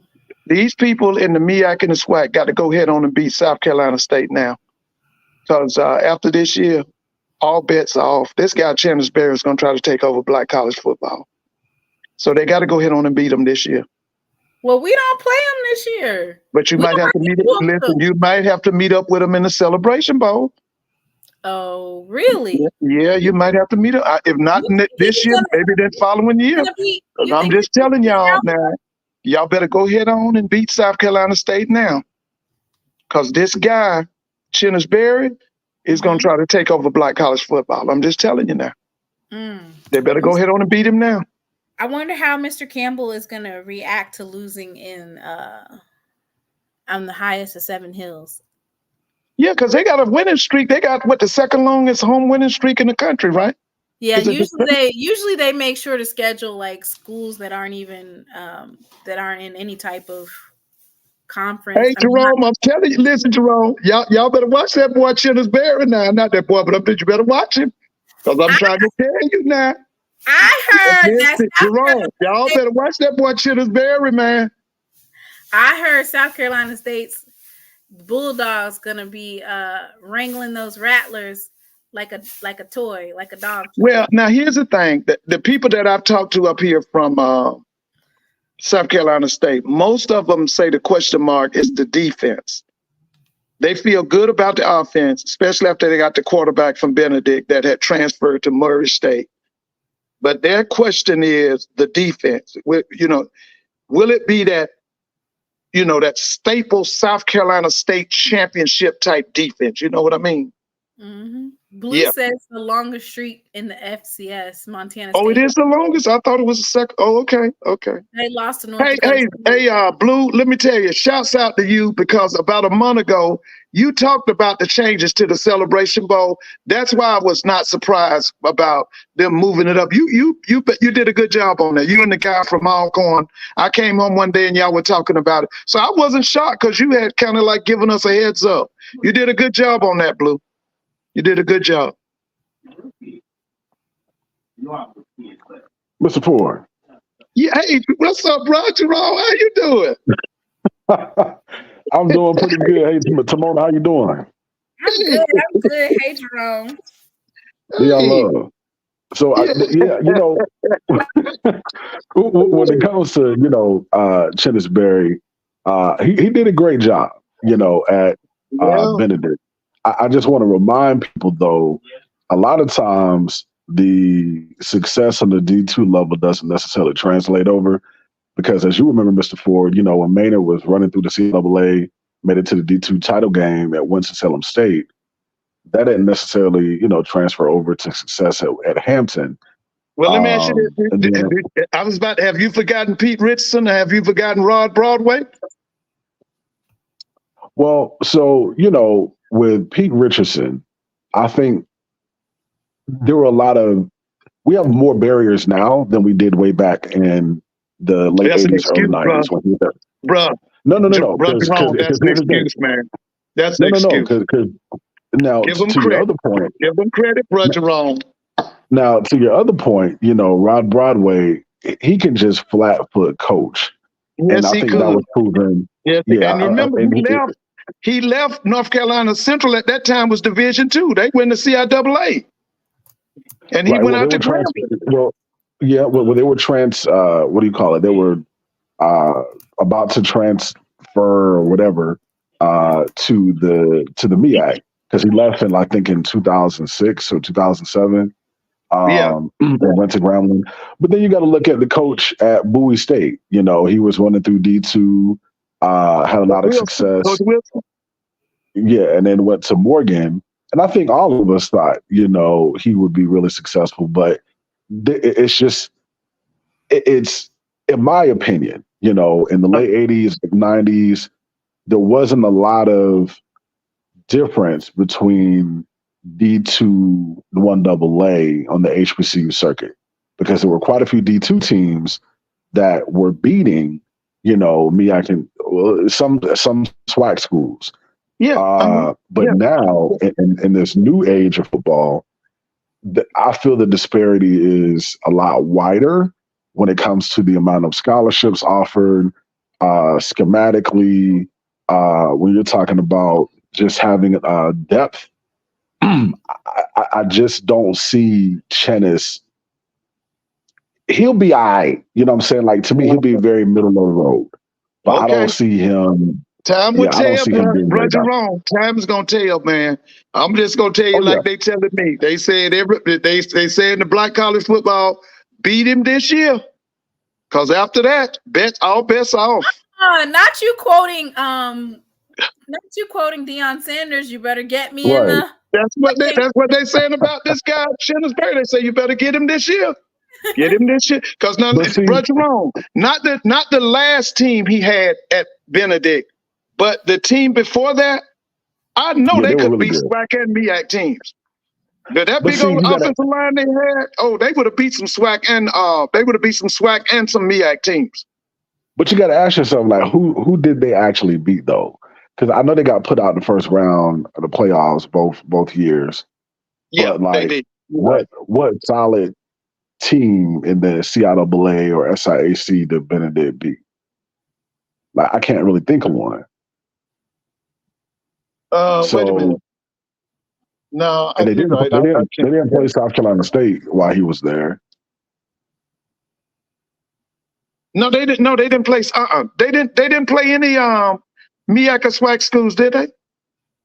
No, I don't think they did. Benedict, they didn't play any MEAC or SWAC schools, right? Yeah, I don't think they did. But yeah, to your point, I definitely think time will tell. Yeah, I think I'm with this guy. Let me tell you this, and I think somebody said it right. I got schizophrenia. I'm impressed with this guy, man. I'm impressed with this Chennis Berry guy. I think a lot of him. I like the people that he's worked under, because now a number of the coaches that he's worked under, I know them personally.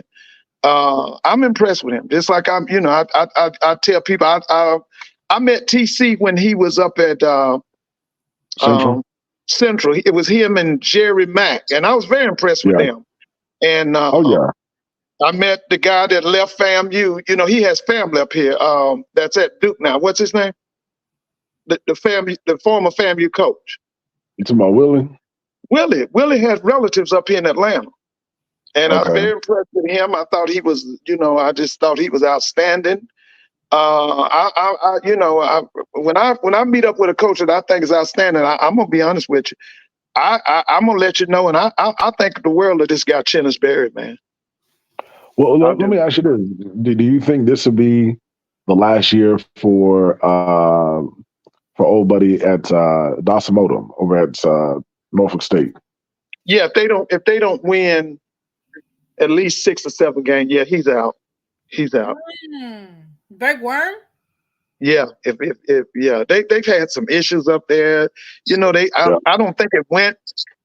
It was some issues with some hazing going on the team. Then it was some sexual stuff thrown around, but they didn't get rid of him, even though I think it did hit the media. I didn't hear anything about no police reports or nothing like that. He's got to win this year. He's got to win. He's got to do at least 7. Like y'all already said, I don't know if you won't hear, but I heard y'all saying that Maynard has to win. That's correct. Maynard, if he don't win this year, Maynard got to go. He got to go. Maynard got to win. He got to beat Eddie Robinson. He got to win that what we call it, Magic City. He got to win that. Okay, he got to do well in the East. He's got to win. He's got to win. If he can't win, he got to go. They've given him how many years? Yeah, I think he's been there since like 2018. Yeah, he's got to go. If he don't win this year, he's got to go, and definitely he's got to win that Magic City. And I think he knows that. Honestly, I think he knows that. With Coach Maynard, I don't think it was like with looking at his tenure, it's pretty impressive. But I think the last couple of years what kind of did him over. He's lost to Valley, back-to-back years, and they got some APR issues within the football team. Honestly, I feel like he's got to win the Celebration Bowl in order for him to keep his job, because you think he got to win the Celebration Bowl? In order to keep his job, he has to win the Celebration Bowl. They want him gone. I figure if he can win 7 games and win that Magic City, I think he can hold on to his job. I feel like that new AD is already scouting folks. That's Bryant, so, right? And the AD's name Bryant? Right. Yeah. Now, this was my problem with Maynard. Remember they won that thing in the spring. The program went down after that. Remember Akil Glass? They just got worse after him. And then the other thing I wasn't happy with was his defensive staff. I thought was just terrible. I thought his defensive staff was terrible. In my opinion, Mr. Ford, with Maynard, he's too loyal. You know, I get it. You know, his staff, they've been with him since really going back to Fayetteville State and Winston-Salem State. And, you know, he's brought them along. And that's cool. But you got to be able to like switch up your staff, because these other programs are shifting. They're, you know, making adjustments. They're evolving. Absolutely. So you can't be too loyal to that same staff that only knows D2 success at its height. Like, you got to be able to evolve and bring in, you know, new blood. Because otherwise, remember the guy he had a guy named Boulware. Remember him? He was his deep. Boulware to me was not a leader of men, and I thought he wasted too much time with him. And he did eventually move him out. And he's got this guy from South Carolina State. He has, you remember Cedric Thornton's on the staff now.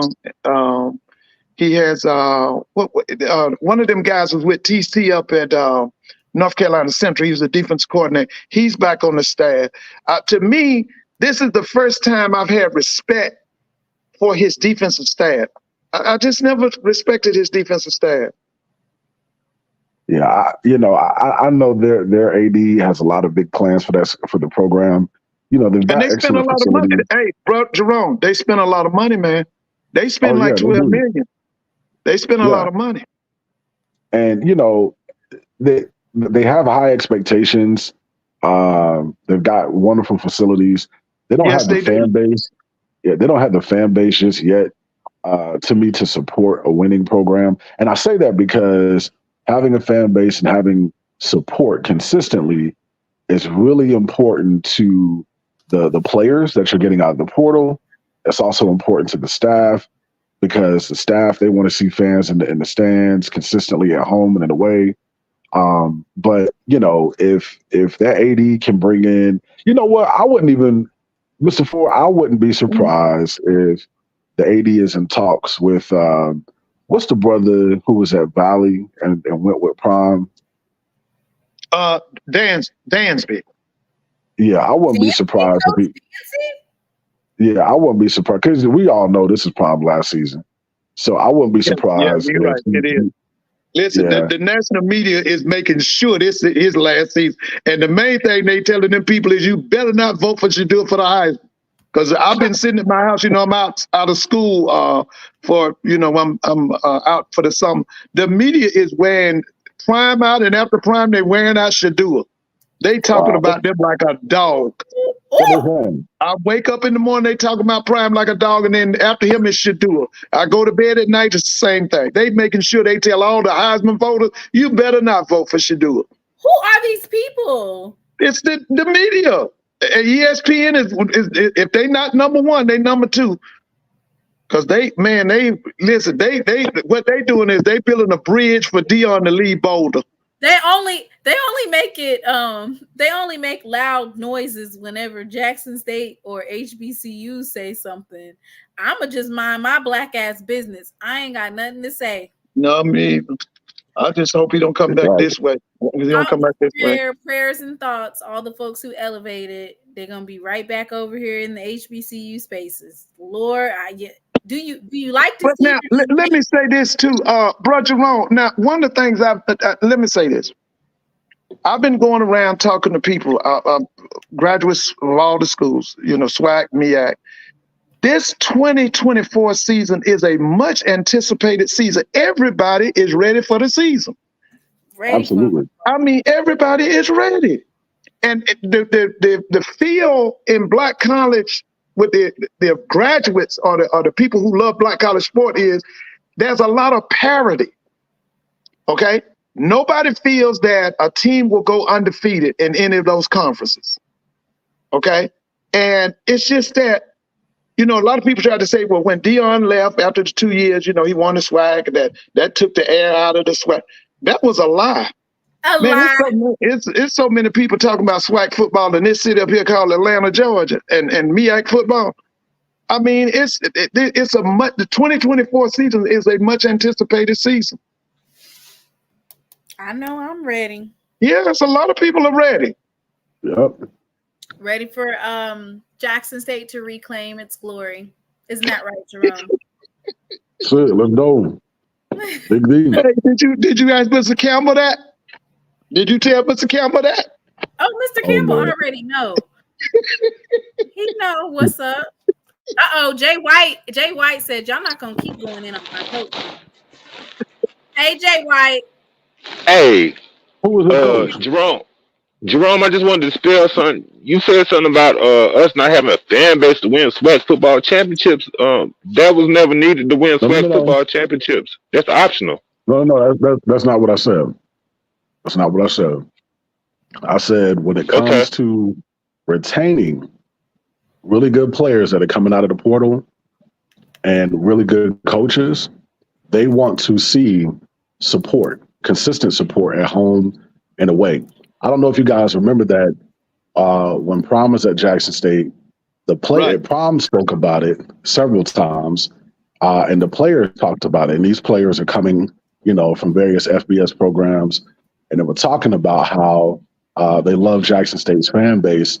They wish that they would see the same level of support from other programs that were getting FBS players going to A&M, going to FAMU, going to Southern, Grambling.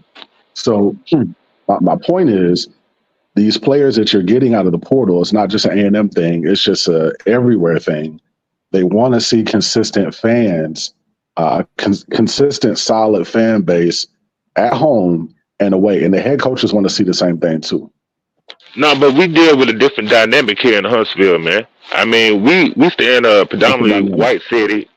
I mean, we deal with Alabama, Auburn. I mean, it's no secret. Most of the black people who live here in Alabama, the majority of them are Alabama and Auburn fans first. You know what I'm saying? That's the dynamic we have to deal with. So any players coming to play for us, they understand that dynamic. You know what I'm saying? So, I mean, in Mississippi, y'all only have Ole Miss and Mississippi State. Nobody cares about them. Well, let me ask you this question. But wait, Mr. Ford.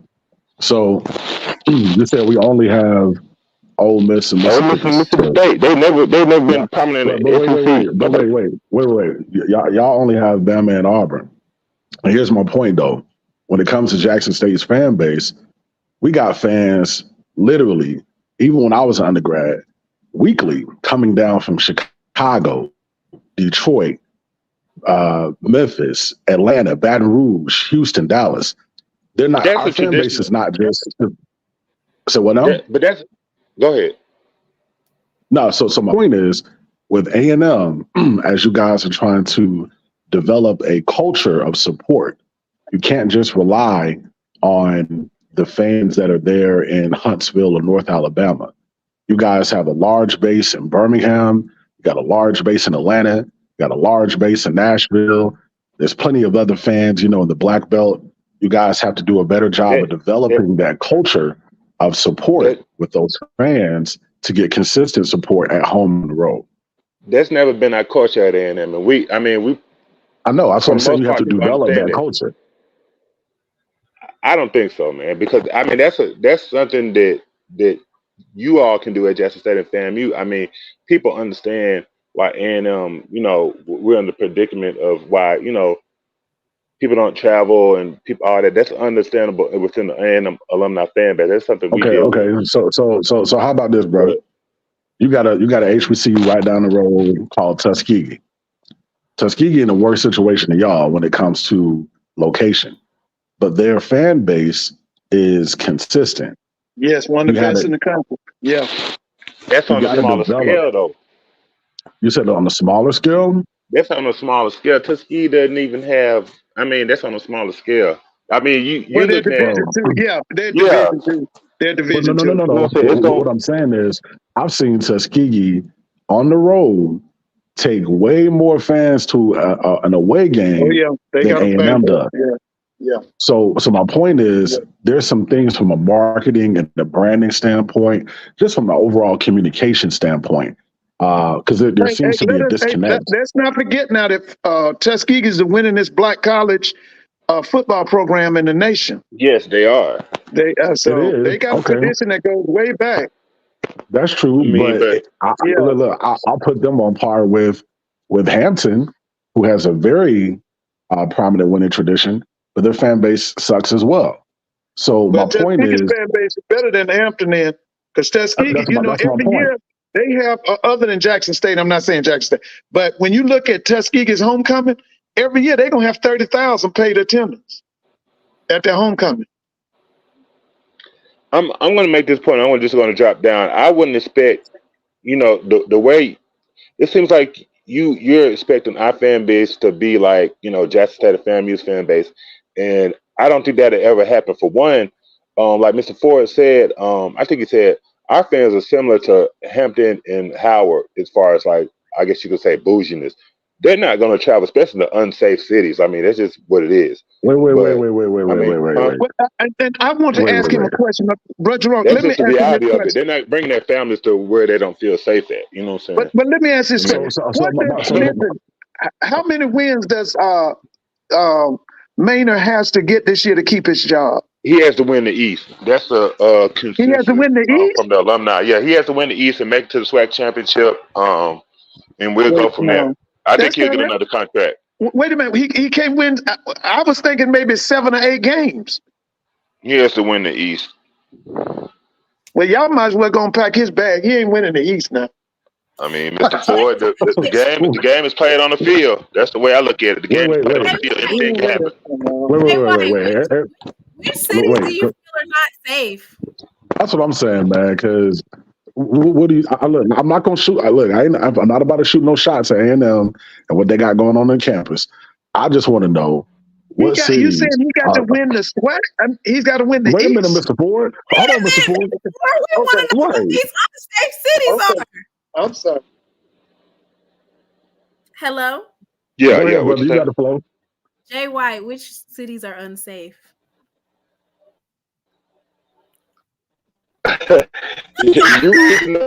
just telling you the reality. It may hurt some feelings, but I'm just telling you, you're not going to expect no A&M alumni to bring their family. Most of these people are married in their careers. They're not traveling in droves to some of these cities, bro. They just don't feel like it. But Jay White, but Jay White, they have those same families are going to your. Wait, Jay White, those same families are going to your campus, and we all know what's going on at your campus consistently. No, the last 2-3 years. Not consistently. Not consistently. A&M is a safe place, bro. A&M is a safe place overall. That can happen at any HBCU campus. Don't put that jacket on us. A&M is way calm. Look. Every 2 or 3 weeks, the crime in Huntsville is low. And the crime in Huntsville is low. You got to understand, Huntsville now is the largest city in Alabama. So, of course, naturally, crime is going to increase. Crime has already increased. It's not. The crib people here can I ask this question? Can I ask this question? This is FBI city. Can I ask this question? Yeah. Y'all country. Brother, so presupposing that Maynard doesn't make it, who do y'all want? I wouldn't mind Mr. Ford. I wouldn't mind McNair. Oh, okay. All right. I think he would be a perfect fit. Okay. And then you got to keep in mind that his brother played in Nashville, so his name will ring bells here in the Tennessee Valley. Right. Okay. Go ahead. But back to this fan base conversation. All I'm saying, bro, is in order to keep and retain players that are coming out of the portal from these FBS programs that are going to A&M, they want to see a consistent fan base. It's not too late to develop. Yeah, it's not too late to develop a fan base. All it takes is good marketing, consistent communication, innovation. But we actually have a fan base. We just don't have a fan base on the scale of what you want to see, like what you see from FAMU and JSU. And I'm saying it'll never be that way for us due to different dynamics that we have to deal with. Alumni know all of that. A&M alumni know all that. So here's the thing. It's not what I want to see. I'm telling you what players want to see. I'm communicating and relaying a message to you from the players. We just had to agree to disagree because some of the players I talked to, and that the dynamics are explaining to them, they say, "Oh, okay, I see why it's like that. Okay, well, y'all don't have any control of that. Okay, so I mean, we just have to agree to disagree. I'm gonna drop down. All right. You just keep talking about it. Go ahead.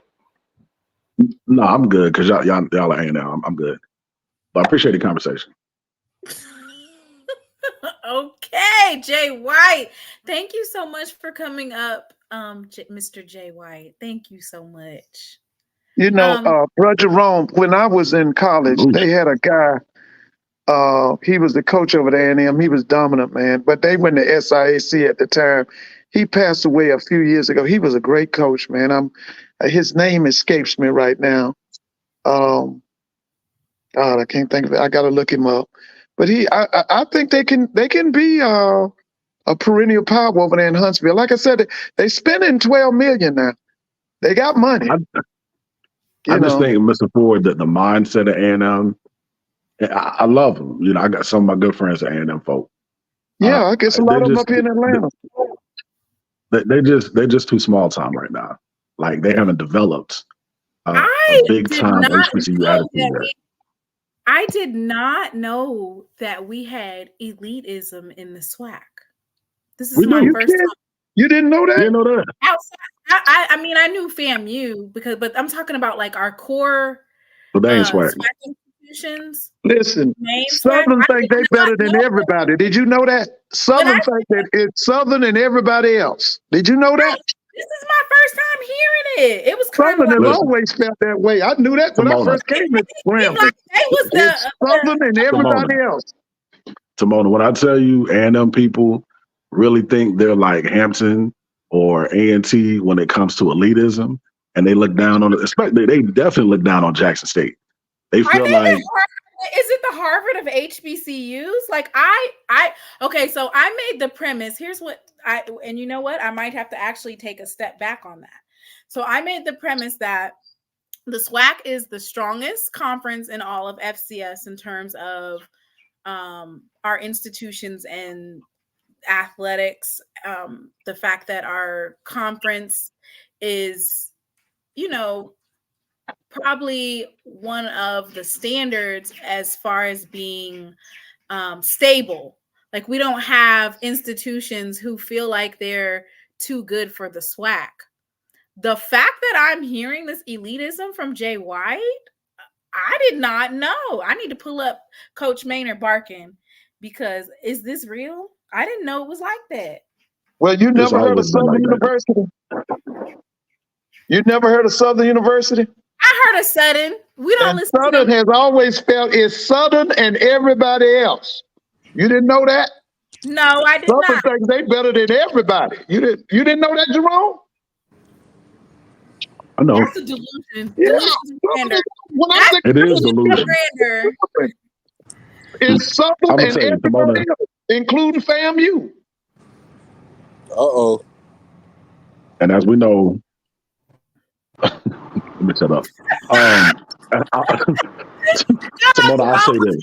Cracking, boy. What you was finna say, Jerome? I know you was going to get it cracking.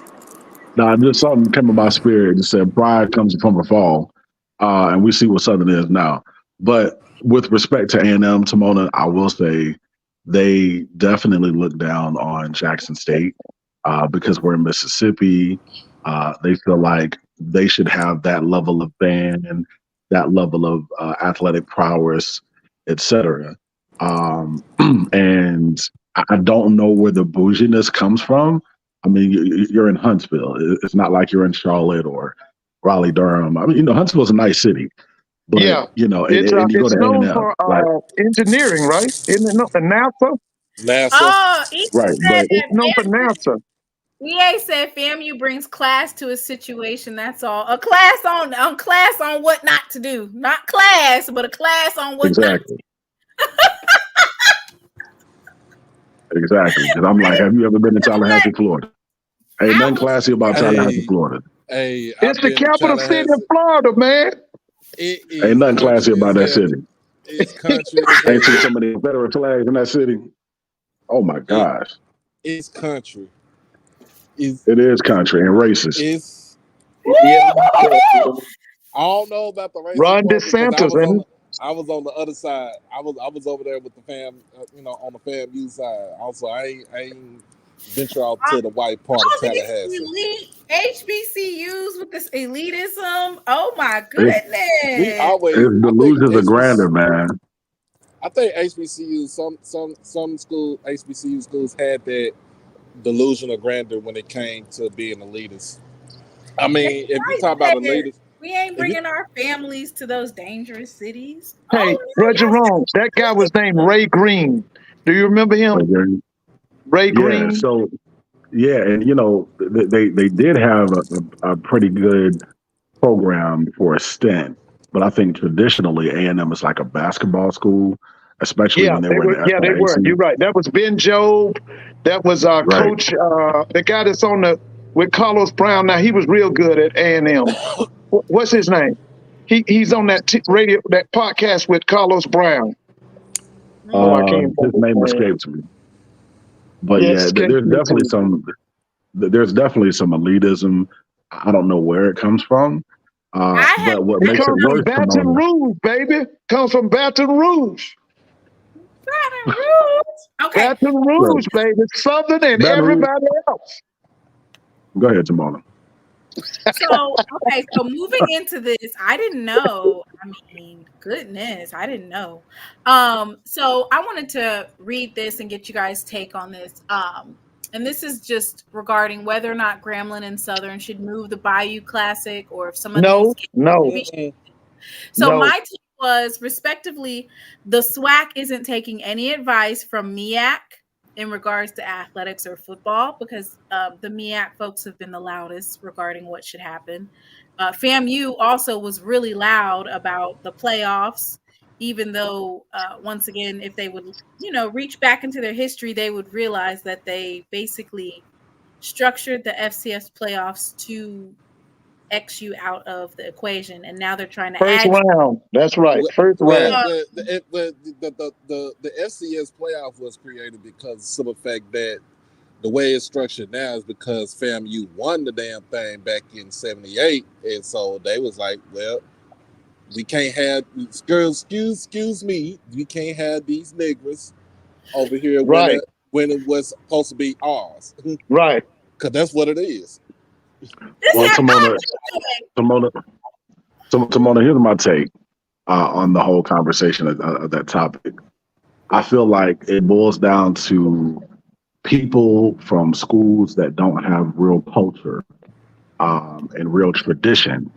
They're the loudest ones. My old folks usually say, empty wagons make the most noise.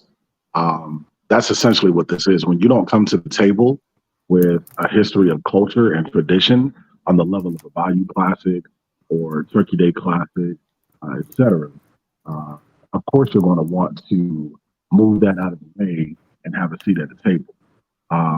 These people don't have any substance to bring to the conversation. I mean, we're talking about the Bayou Classic as an institution in itself, and it generates so much revenue, so much publicity and exposure. I know at one point in the 80s and the 90s, we saw A-list Black celebrities, traditionally attending the Bayou Classic, and they still do. You're not going to move that big of a Black event. So you got football games, and then you got some things that just morph into like a Black cultural event, similar to what the CIAA tournament was in its height. You're not going to touch those entities because they're so intertwined in Black culture that trying to move them is not even a topic of conversation. It's ridiculous. So those folks, we moved it in '85, and it was a disaster, man.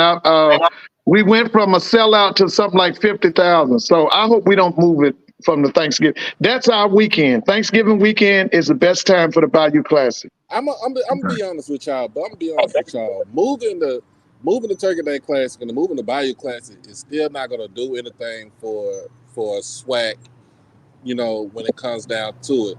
Because at the end of the day, I said this when it came out, that it don't matter. As long as you win, you got to win. You got to go out there and show up and win the game. Point blank, period. So if the Celebration Bowl, they made the Celebration Bowl up 1 week, and the other SWAC people are upset because it takes away from them, because that gives them you add on an extra week of play. Now, I will say this, Doc. First day first, you got to make it. You got to make it to you got to make it to the chip. Right. Now, I will say this, Doc. If they're going to play week to week like that, you got to have some depth. You better have some depth. Now, so let me bring this scenario to the conversation. Back during the Heritage Bowl used to be played later in late December, early January. Do you remember that, Mr. Ford? He played late December. Wait, because somebody had this question. So, okay. So, Jerome, you're getting ready to talk about the Heritage Bowl and how it was structured? Right. So the Heritage Bowl, there were several Heritage Bowls that were played later in December. In Atlanta. Also, and there was one played, I believe, January 2nd in Atlanta. Right. That was Southern and South Carolina State. Yeah. And the attendance was still... It was 32,000. This was all through the 90s. 32,000, the 90s. Yeah, it was all through the 90s. It was Southern and South Carolina State, and I think the attendance was like 32,000. Now, I will say that the Celebration Bowl attendance has been on par or consistently higher than the Heritage Bowl, but I think that's because it has better organization. It has better marketing. Which to me, this guy, what's his name, John Grant, isn't marketing the game to the students here. That's what I'm upset about. He does a lot of talking, but I don't see no real work being done. But when you talk, there's a big difference between the Celebration Bowl and the Heritage Bowl. I went to every Heritage Bowl. I've missed one or two of the Celebration Bowls, but I've seen them on television. There's no difference. I mean, there's a big difference. Big difference. But my point was, my point is more so, I feel like the Heritage Bowl wanted to make sure both conferences had enough time to prepare for that game, as opposed to the Celebration Bowl. I know that we, initiated the SWAC Championship in '99, but even between the SWAC Championship game and the Heritage Bowl, when they played Hampton, there was still well enough time to prepare. Similar to all through, the rest of the 90s as well.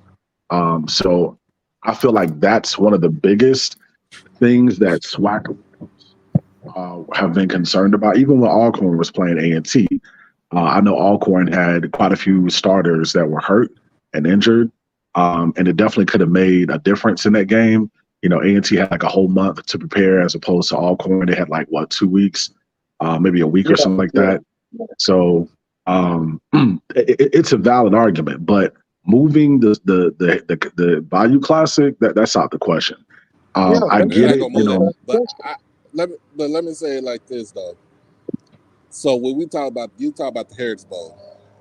The Heritage Bowl was only taken between Grambling and Southern because the second place team always went at that time to the playoffs. And it back then, in that case, since we talking about the early to mid 90s, when Pete Richardson, like you said, is always coming error. When Pete Richardson came to Southern, he ran roughshod over everybody in the SWAC, including Jackson State, in which we always, ended up second place, but we always no. The rep.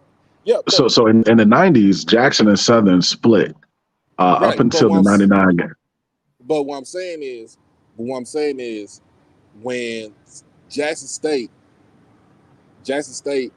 was always the representative, was most of the time the representative to go to the playoffs for the SWAC. in the 90s, because remember the playoff starts. FCS playoff starts the week of Thanksgiving weekend. Thanksgiving weekend, week of Yeah. the Bayou Classic. So it's always been, if we were the first place team, we go to the playoff. Southern was the second place team. They knew they were going to the Heritage Bowl. Because they knew that they were one of the better teams in the SWAC. So to me, at the end of the day, when it comes down to it, like you just got to go out there and play the games. So if, let's just say, I'll just say, for example, Jackson State win out. Let's say Jackson State win the East, right? So our last game is on the 23rd of November. That's the Alcorn game. Right. Right. So guess what? We have a bye week between that time and the SWAC Championship game. But also at the same time, if we win, let's say we win the SWAC Championship game, we're not gonna have that time off like what we say with the MEAC does. But we can't sit here and cry about it because the MEAC have it their way, the way they have it, as far as having 6 football playing teams in their conference. We can't cry about it if they're going to be out for 2 or 3, be off 2 or 3 weeks before the Celebration Bowl come around. And if they schedule it right, if they schedule 12 games, their last game will be the 23rd. And then they have a 3-week, in a sense, a 3-week layoff from their last game to the Celebration Bowl, where in the SWAC, we the gladiators, so we gotta knock off everybody and get to the SWAC Championship game, and then be mentally prepared and physically prepared to play in the Celebration Bowl. The best thing about what we saw about it, remember now, the MEAC don't make the money you make, because y'all make a lot of money off that SWAC championship game. Right. The MEAC don't make that kind of money. Stop acting like money is not a factor. Yeah, y'all make a lot of money off, because usually if you host that MEAC, if you host that SWAC championship, don't you get like $1 million or $2 million? They bumped it up. Depending on the size of the stadium. I don't know about Yeah, that's what I'm saying. They bumped it up. They don't make the money you make in the MEAC. They bumped it up to 2 point. No, that's the Celebration Bowl. They bumped it up to like a 1.5 mil. But the SWAC does take, because it's not a home game for either team. It's a conference championship game. Right. The conference is going to take their, they're going to take their cut, and then they're going to distribute the money that they make off the championship game is going to be distributed amongst all 12 schools.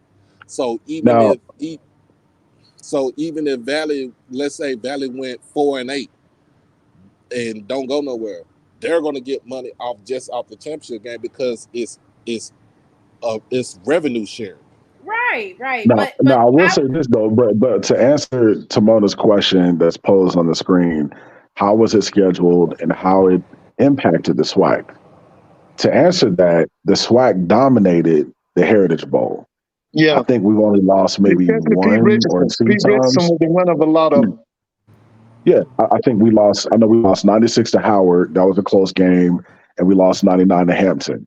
So, but for the duration of the entire event, from 91 all the way up until 99, the SWAC dominated it. And I feel like the one of the biggest reasons why we dominated it is because we had a healthy SWAC representation in the event, because you had about a month to prepare for the game. And just like Tamona just mentioned, let's not act like money is not a factor. We can't also act as if. Yeah, but what I'm saying is we also can't act as if time of preparation is not a factor. Looking at our schedule in the SWAC, all the teams that we play, and then you got the SWAC championship game, and we can't act like that's not a grueling schedule compared to a MEAC schedule. Mm-hmm.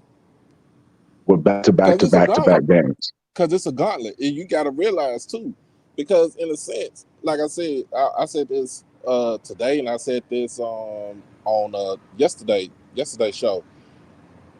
Because of the simple fact that we're playing, like, say maybe 6 or 7 straight weeks. So if your bye week falls in, let's say your bye week falls in November, right? Right. So like just say our bye week in November falls right before we play Alcorn. So you got a bye week, you play Alcorn, you win the division, right? Then you go to the championship game, you win the championship game, and then right after that you got the Celebration Bowl. So we done already played 3 weeks where the MEAC champion is going to be sitting for like at least 2.5 weeks. So at the end of the day, either way it goes, to me, whoever wins the championship, whoever wins the SWAC championship game, you're going to have to do your homework when it comes to scouting whatever MEAC team you're going to have to go up against in the Celebration Bowl. So it's always like a gauntlet. Because see, if this was like the NFL, wherever your bye week fall at, bro, you gotta run through it. And especially if you're a wild card team, you get no days off. So let me ask you this. If, and this, this is hypothetically, if they were to move the Celebration Bowl to a much later date, do you think that it would still be as well attended? Nope, because guess what? Because it coincides. It will coincide with the start of the college football playoff. Yeah. Since it expanded. Yeah. So that's the reason why they moved it up. And so since they moved it up, we took the spot. We are the beginning game of that weekend, because normally that will be reserved for only the Army-Navy game. But at the same time, I'm a football fan. I'm not about to sit here and watch the Army-Navy game at 3 o'clock. And it's so putrid because both teams are horrible. I'm not about to sit there and watch that game.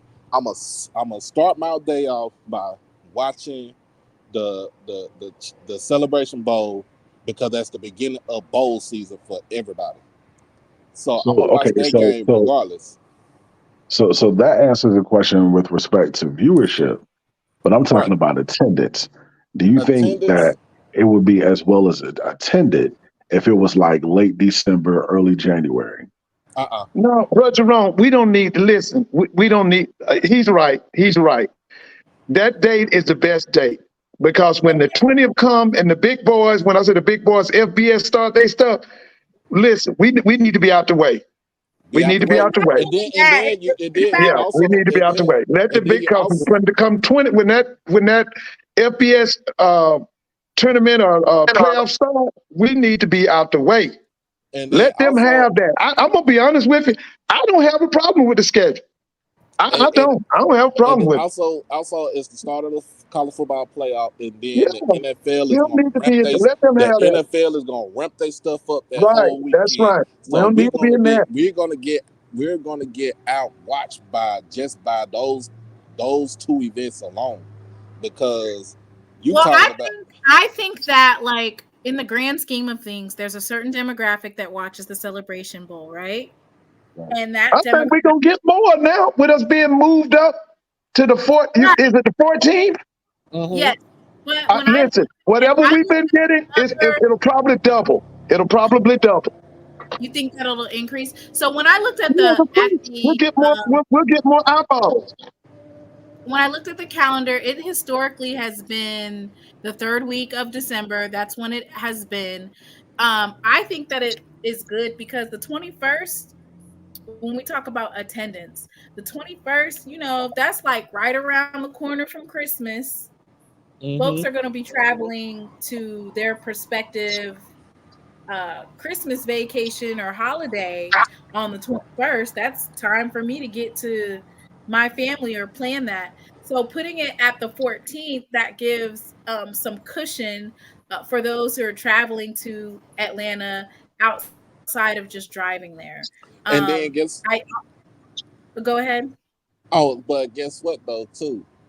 Like having that game on the having the Celebration Bowl on the 14th of December, and having it the beginning game for that weekend, because you have The Celebration Bowl starts at 12. Army Navy usually takes the afternoon spot at 3 o'clock. Let's say 3:30, right? So let's say they have a 3 to 6 slot, and then they also moved up the Camellia Bowl, which is in Alabama, also to you know what I'm saying. They had the evening slot. So you got 3 games for college football for that weekend, and like you said, if we want to let's get the non-traditional football viewers, basically the FBS people, the Army Navy people, to watch our game first, and then like, okay, well, we watched their game, now let's watch ours. You know what I'm saying? Because when you watch the Army Navy game, you're only watching it for the pageantry. You watching it when both schools, once they finish up, they sing their alma maters at the end. They come together and stuff like that, because we know at the end of that game, because their season is over with, that majority of those guys are going to be serving in, you know what I'm saying? They're going to be on their commitments, right? Serving in our military. So we turn that into eyes to watch us first, and let them know, like, we got a brand of football that we can play just as well, or even better than what y'all guys are putting out. Because I promise you, watching the Army Navy game, I'm watching 2 teams that's running the damn triple option. I don't want to see that. I'm going to look at 15 minutes of that game, and if it ain't no scoring, ain't no defense, ain't no nothing going on, I'm going to turn it off. Because at the end, because with that game is either in Philadelphia or in Baltimore. So it's an East Coast game. Ain't got nothing to do with people in the South. Doc, you know what you just said about turn it off? That's what I did last night on your Dallas Mavericks. After the third quarter, I turned it off. You know what? I went to bed. Because I'm sick of 2 people. Listen, I don't like no 2 people playing and 3 people watching. I don't like that kind of basketball. Oh, Lord. And by the way, Doc, hey, go over there and get that boy Luka Doncic and be his strength and conditioning coach, because he needs some conditioning, man. He out of shape. He been playing hurt the whole playoff. He had a bad back and a bad knee, so he been playing. Yeah, he was terrible last night, and then he just clowned last night too much. But I did like you said. I turned it off after the third quarter. I turned it off. Like I was getting ready to throw the phone at the cosmetic aisle last night at work, because that's how mad I was. How mad I was. I was like, I ain't about to watch the rest of this. But but we want those non-traditional viewers to actually view our game, man, so where we can get that boost up in our viewership, and we let them know, and we could be a talking point for them. Like, did you watch the Celebration Bowl? They had a deciding brand of football. Whatever teams are going to be in the, in the Celebration Bowl, they go out there and play. And then you talk about the history, you talk about our history with our players and stuff that some people might not know about. That turns eyes on, that turns viewers on right there too. Right. So I just want to ask, Mr. Ford, a lot of people are saying that, the SWAC Championship is going to be Jackson State and Grambling. What do you think about that? About 20 in Jackson. Let's see. Now, Mr. Jerome, let me tell you this. Last night I went over FAMU's transfer portal boys, because they're bringing in 22 players with the transfer portal. They not soft in the middle no more, Mr. Ford? No, they ain't soft. And let me tell you what they're gonna have, y'all. On their defensive line for next year, they're gonna be 6'4", 6'5", lean, and can run. And right now, if to me, I'm gonna beat Mr. Jerome. I'm just going to tell you, if that front 7 jails, I'm picking them to win the SWAC and the Celebration Bowl. Wait, what? Yeah. Well, from what they got coming in, I told you they heard you when you were saying soft in the middle. They heard you. Saying it. You Yes, was Mr. Ford. you talking about soft in the middle. They heard you. Mr. And Ford, they you said went the same out. thing. Look, you said the same thing about their baseball team. Cut it out. I'm talking about Jackson State and Grambling. We all know it's going to be Jackson and Grambling in You're the right. vet. I thought the baseball tournament was going to be the Florida Classic. That's what I thought it was going to be. He did You better say But quit that. letting He them thought people it was gonna embarrass be you, man. Come on kudos now. to He Jackson thought it was gonna State be and Murray kudos Kids to Grambling for putting Fam out and putting Bethune-Cookman out. And congratulations to Grambling for winning. But I'm going to just tell you this. I thought Jackson gave that game away. I'm going to be honest with you. I thought Jackson gave that game away. I did. It was bad. It was bad refereeing. They don't know no rules, NCAA rules. I thought I let throwing the ball around is what lost them the game because they was leading by 1 going into the ninth, right? Wasn't they leading by 1? But that's not what cost the game. It was bad umpire regulations or whatever. They don't know the NCAA rules. But I'm not going to get into that. I just want to know your thoughts when it comes to Jackson State. You keep dodging that question for some reason. You keep blaming it on Tiger versus Tiger. We ain't talking about no rattlers. We ain't talking about. I just feel okay. Listen, guys. Okay, let me just be honest with you. I feel good about Grambling, but I don't know if we can win the West. I think you better get us this year. Because in the coming years, we're going to be able to win the West, but I don't know if we can win it next year now. I mean, in this 2024, I don't think we can win it. I'm about to say, some school outside, 50 miles outside of Houston said, y'all got to come see us. Yeah, that's what I'm saying. And I'm going to tell you something about... not Mr. Campbell all of a sudden on Mr. Ford's side. What Mr. Campbell said now? What he talking about? He done went from don't be talking about FAMU. We ain't soft in the middle. No, they ain't soft in the middle no more. They ain't. I'm telling y'all. I went over their stuff last night. They brought in 22 from the transfer portal. Mr. Jerome, they got size and height. They got the length. You know, they 6'5" and 270, 6'4", 280. They got the size and the length. Mr. Ford, you know who that sound like? Who that sound like? That sound like 2021 Alabama A&M. They had all that FBS transfers coming out the portal, same size, same speed, and we saw what happened. They put us on homecoming. It's all about coaching, baby. We all know that joke in Tallahassee can't coach. I agree with it. But now let me tell you this. I think Prairie View is going to be better offensively. I do. I think they're going to be better. You think they're going to be y'all? Yeah, because I like the guy they brought in. They brought this guy in. He's a PV alum. And I've heard some good things about him. Yeah, he was the OC at Campbell. He was under Mike Minton. He had Haj Malik Williams, who was one of the dynamic quarterbacks that he worked with him. But he also had some struggles with the offense because he went through 3 quarterbacks last season, and they didn't have no type of continuity as far as when it came to that position. Okay. And Doc and Mr. Ford, Doc and Mr. Ford, they saying that all them FAMU players that transferred in, they ain't played since middle school. They ain't got no stats.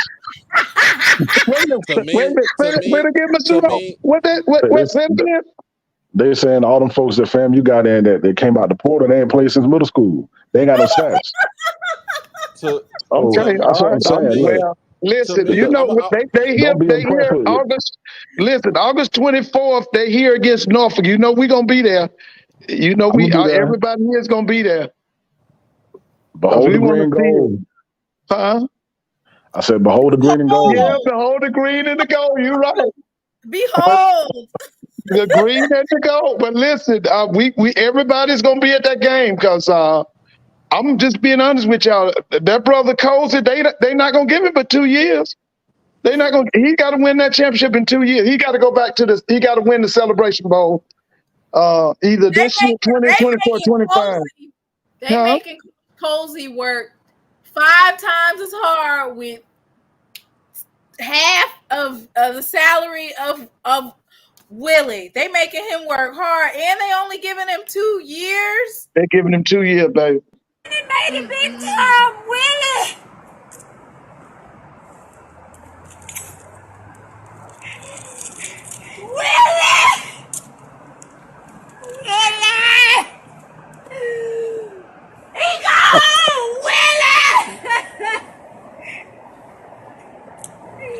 Yo. 1 year, Willie gonna get another job, y'all. He Oh, I gonna believe be that. for 1 year, huh? I definitely believe that. I don't know if he'll come back to the HBCU ranks. If he were to go back to the HBCU ranks, I think he'd be a good fit at A&T. I think he'd be a good fit at Hampton because I think Hampton gonna need a coach and they gonna pay him. They'll give him the $500,000. Mr. Ford, have you heard the news? Art Browse got hired at Mississippi State as an offensive analyst. No, when did that happen? Today.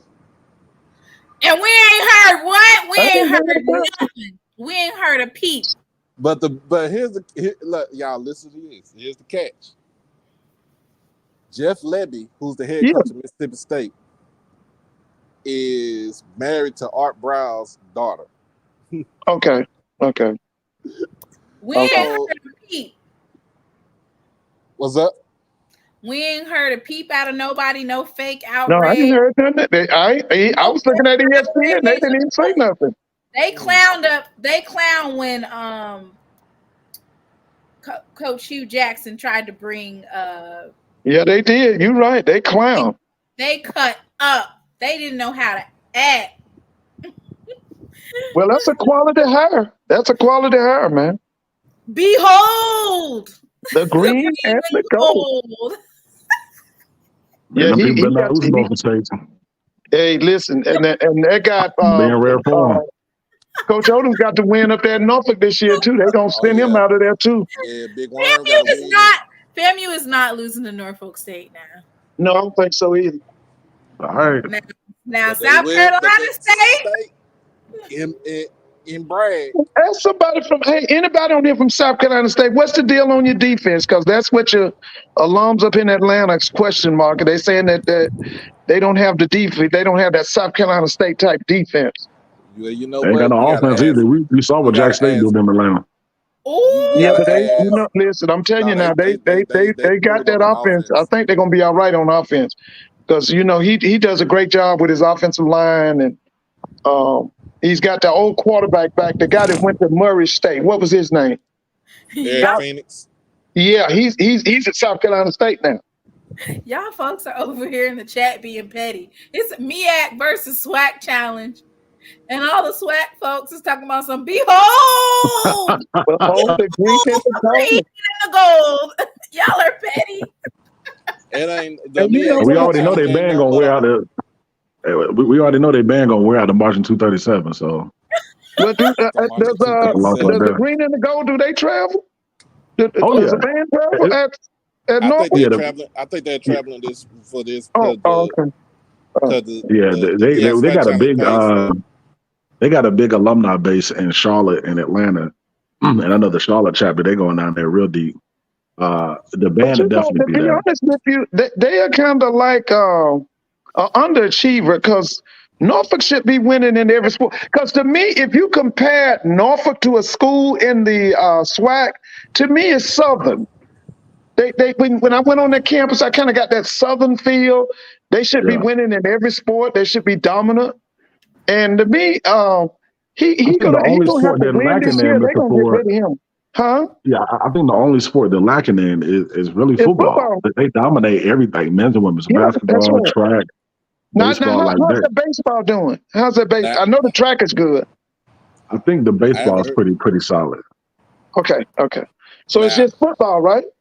Yeah, it's just football. So yeah, because like I said, when I went on their campus, I felt like the SWAC equivalent to them was Southern. But Southern didn't win. I got word about Southern's coaching staff. What you got? This coming from G. G said that coaching staff is old and it smelled like brute. What? Shit. Man, let me tell you something. That's why they're trying to get that kid's name is Terrence Graves, right? Yeah, he got less than 2. He ain't got 2 years. He got but listen, Southern always put you on the hot seat. That's automatic. got Norfolk in the chat. They said to friend and foe alike, within the sound of my voice, give ear to what I say. Here, behold the Spartan Legion as they pass in review. The sound, the call to battle, the challenge is accepted by few. Ooh.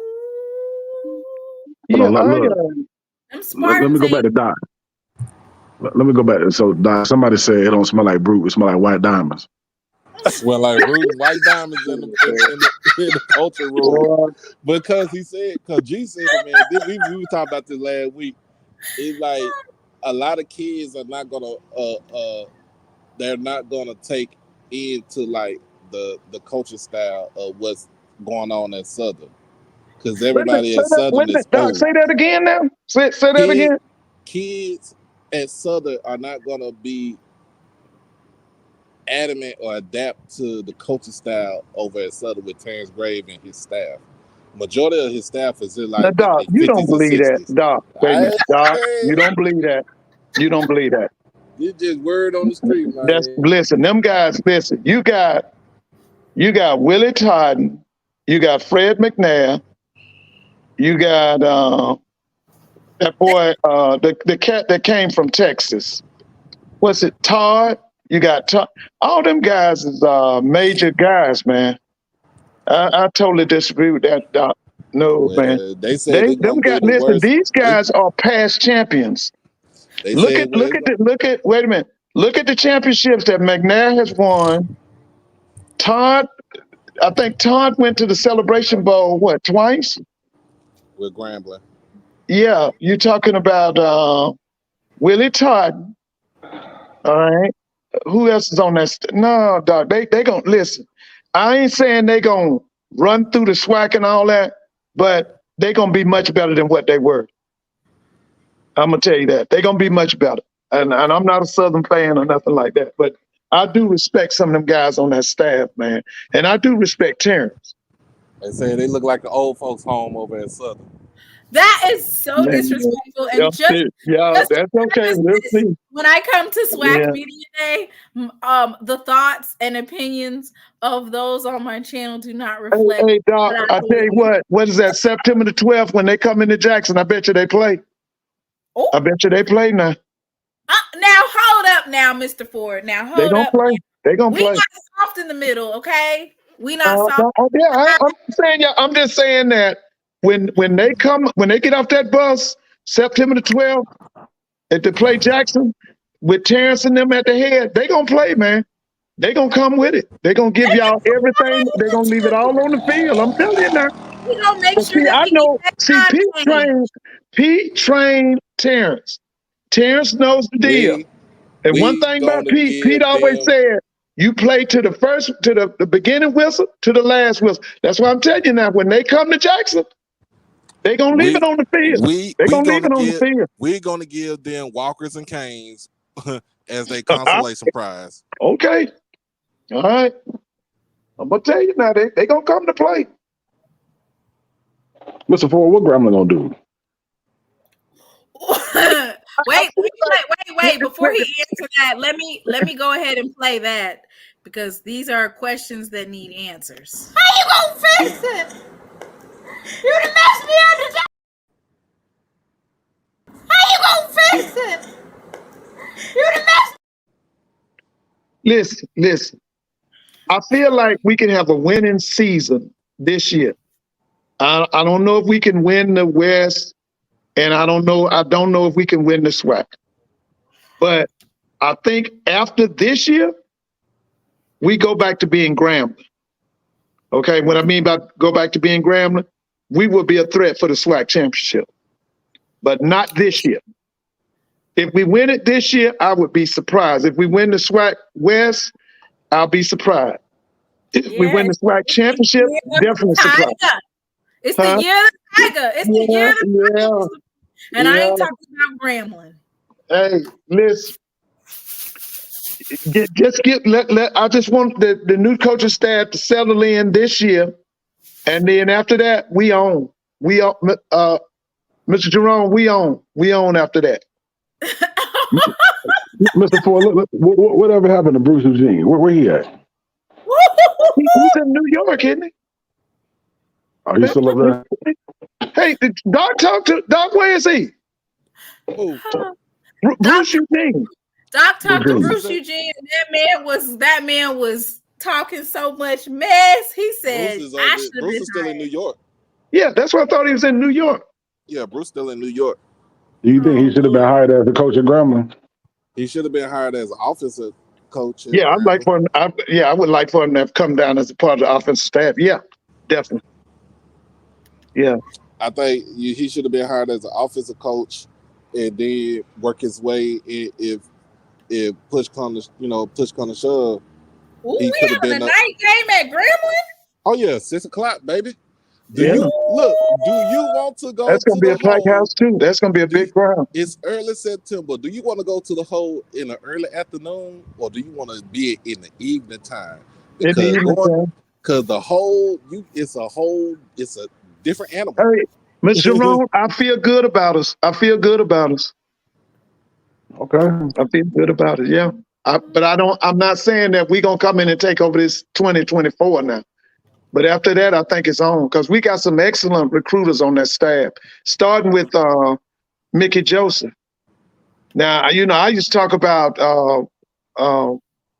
Dooley, but Dooley can recruit well. Dooley recruits well.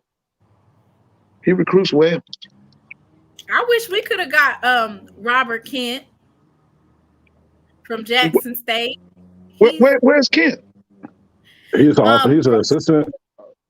Yeah, he's actually, which I did a little bit of research on that. And by the way, let me go ahead and make that announcement. So the Massachusetts Pirates. Oh, okay. Okay. That's actually a team that he used to play for. So he has been added to their staff. Hey, what about that guy, Javancy Jones? Is he still at Jackson? What you mean is he still at Jackson? Where he supposed to be going? No, I looked at the coaching staff. I didn't see his name on there. They got to update What you it. talking about? Huh? They got to update it. I think Austin is working on updating the coaching staff bios and stuff like that. What you talking about, Willis? Is Javancy Jones on there? Javancy's Yeah, he's still there. Yeah, he there. Okay. All right. Okay. I didn't see his name. Why would he not be there? I'm just saying I didn't see it. Okay. We'll see. Yeah. Okay, so let me go ahead and let me go ahead and make that announcement real quick, which is, for the Massachusetts Pirates, that we now have 3 former Jackson State players that are either on the staff or playing. So there's Robert Kent Jr. is the associate offensive coordinator and quarterbacks coach. Okay. He was signed. And then we have CJ Holmes. Yeah, I know. Yeah. CJ Deepak. Yeah, he just signed in the last 24 to 48 hours as well. He played for Prime, right? Did he play for Coach Prime? Wait, CJ Holmes is before Coach Prime. He was before Coach Prime. Okay. No, CJ played. He played 2 years. He played 2 years with Prime, but he also played the 2 years, the year and a half or so with Hendricks and basically CJ Holmes was a Hendricks recruit. Okay. Yeah, he's a Hendricks recruit. Okay. But CJ Holmes, and then of course, Dallas Daniels is also Dallas. I like Dallas, man. I thought they played him out of position. So Dallas Daniels as well. So that's 3 current players at the Massachusetts Pirates, and they have a game coming up. So, yeah. Congratulations. Yeah, the roster and staff isn't updated, Mr. Ford. Okay, and Javance is on there? Yes, he's on there. Okay, all right. Okay. You was trying to figure out who we got and what we doing? Yeah, I was looking at your staff. I used to try to look at rosters and stuff, look at staffs. Oh, okay. I think staffs. I think all staffs are going to be finalized after media day, And media day is when now? July 16th. Oh, July 16th. I will begin my fundraiser for SWAC Media Day. And Mr. Mona, I got some questions I want you to, because you know the superintendent likes to talk to you. I mean, not the superintendent, the commissioner. The commissioner. He likes to talk to you. So I got some questions. Number one question I want to know. Clark. Huh? No, go ahead. I want some updates on this. These coaching jobs, especially these football coaches. I want these football coaches to make a little bit more money now. He doesn't have any control over the SWAC. Yeah, but he can make that known to the presidents. Well, listen, if I knew that FAMU, so this is what's going to happen. If FAMU does by happenstance happen to run the SWAC again, right, and the coach is only making $220,000, is it 220? He making less than $250,000 a year. They ain't gonna pay nobody higher. If you can pay a coach, I think But my thing is that we gotta have a more competitive pay for these position coaches and for these coordinators. We got to be more competitive. Our pay has to be more competitive. See, we want good football, but like they always say, you know, Mr. Ron, you know about that. They say you get what you pay for. We got to up these salaries now. Mr. Ford, is $270,000 for a football for a head football coach? Are those poverty wages or are those good wages? No, that's good. I'm just saying that what I'm talking about is I still, and you know, I've talked about this before. Offensive and defense coordinators need to be between 100 to 150. Position coaches, 70 to 90,000. Especially with the rate of inflation in America now, everything is 25% too high on the minimum. We're in hyperinflation, and they say it's going to get worse. We got to pay these people. We got to pay these people now. Our pay has to be competitive.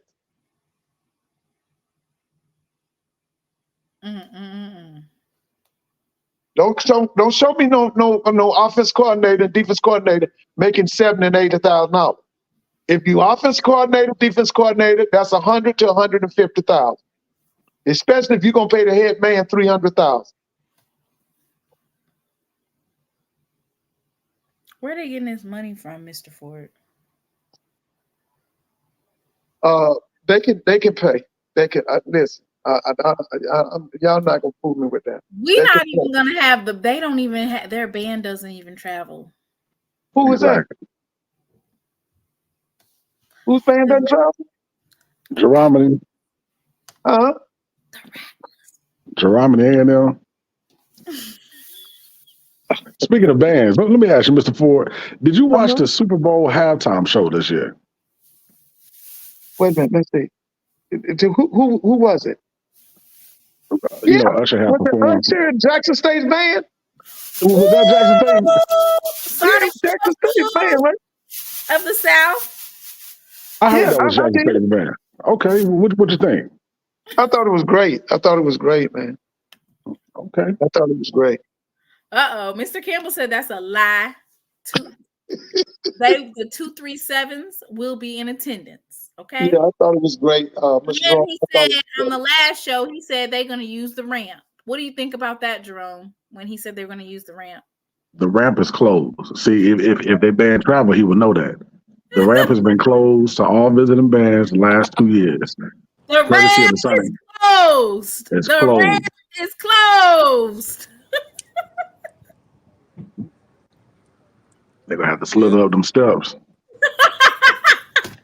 Well, Mr. Mona, I still want you to send that letter to Dr. Robinson, Dr. Ashley Robinson. That Boombox Classic, it needs to be a 6 o'clock start. Mm. Okay, I'll ask him what are the steps for that. Right. Because That's do we need to just send them a friendly email reminding them about the safety of players and families and fans and yeah, because you know it's going to be 90 degrees September the 12th, right? it's in October, but still it'd be hot. No, I'm talking about when do you play Jackson? When do you play Southern? Oh, okay. That's That's fourth September. week. Yeah, it's definitely gonna be hot. It's gonna That's going to be 90 degrees. Man, And We already got global warming, though. but Don't we have ESPN global warming?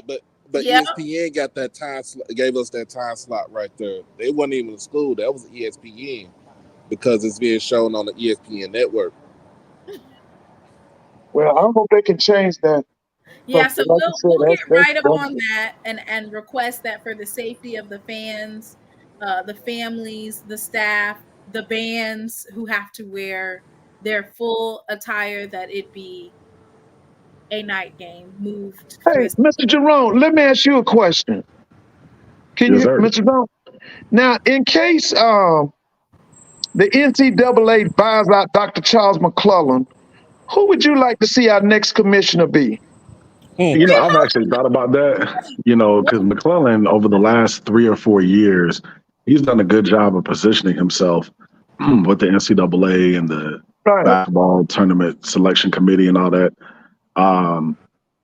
Honestly, because I was thinking Ashley Robertson.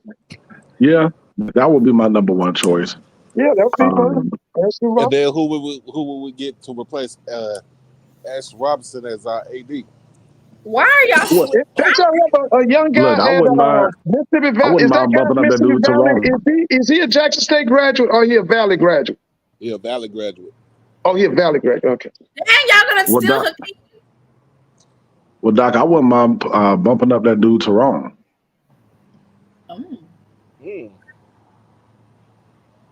Because now I you wouldn't know mind. The gentleman just came from Alabama State. Yeah. I mean, talking he's about, been putting in the work. Oh yeah. Hey, Mr. Now, Mona, remember- Mr. Mona, when are you coming back? Saturday. Okay, Saturday. Okay, all right. Listen, guys, Mr. I'm Ford, gonna get in the bed, guys. Mr. Ford, don't believe Simona, because she said she was coming to our cookout. Look, I had a plate ready for her and everything. She didn't even show up. I said, what? My car got towed. My car got towed. Oh, man. Okay. How your car get towed? What you Because parking I parked in like the parking spot and a little bit over across the line. So my car got towed and I had to go and catch get an your money? Uber. No, I had to catch an Uber to get my car. And then I was already an hour and a half away. And I had to pick up Braxton. So yeah, I apologize about that. And then I had to get Braxton prepared to take him to the beach. I am so sorry. I apologize about that. We had a plate ready for you and everything. Oh my gosh. Well, listen, Mr. Mona, I'll be looking for you Saturday now. You'll be looking? What are we talking I'm about? listening for you. I'll be listening for you Saturday. What are we going to talk And by about? the way, Doc, could you call Dr. Lori? We need to hear from her. That's my favorite rapper. I need to hear from Dr. Lori now. Don't call her. Hey. Yeah, that's my favorite rapper. Oh man, I haven't talked to Dr. Lori in over a month. Yeah. I just moved. What do you want to ask? Okay, so before we reach out to Dr. Lori to bring her on here, what are you going to be asking her? I hope you're not going to ask her about Geronimo and the 237 Chuck E. Cheese coins. Yeah, you're right. No, I don't want to bring that up. She don't want to talk about that. Let me tell you something. Them people up here now. That you're right. Don't listen. Nobody wants to talk about that. Now, if you want to get under their skin, bring that up. She don't want to talk about the bowling Now, cup. and the ones up here don't want to talk about it either. She don't want to talk about the APR. We do. But they did good on APR, right? Mr. Ford. Allegedly.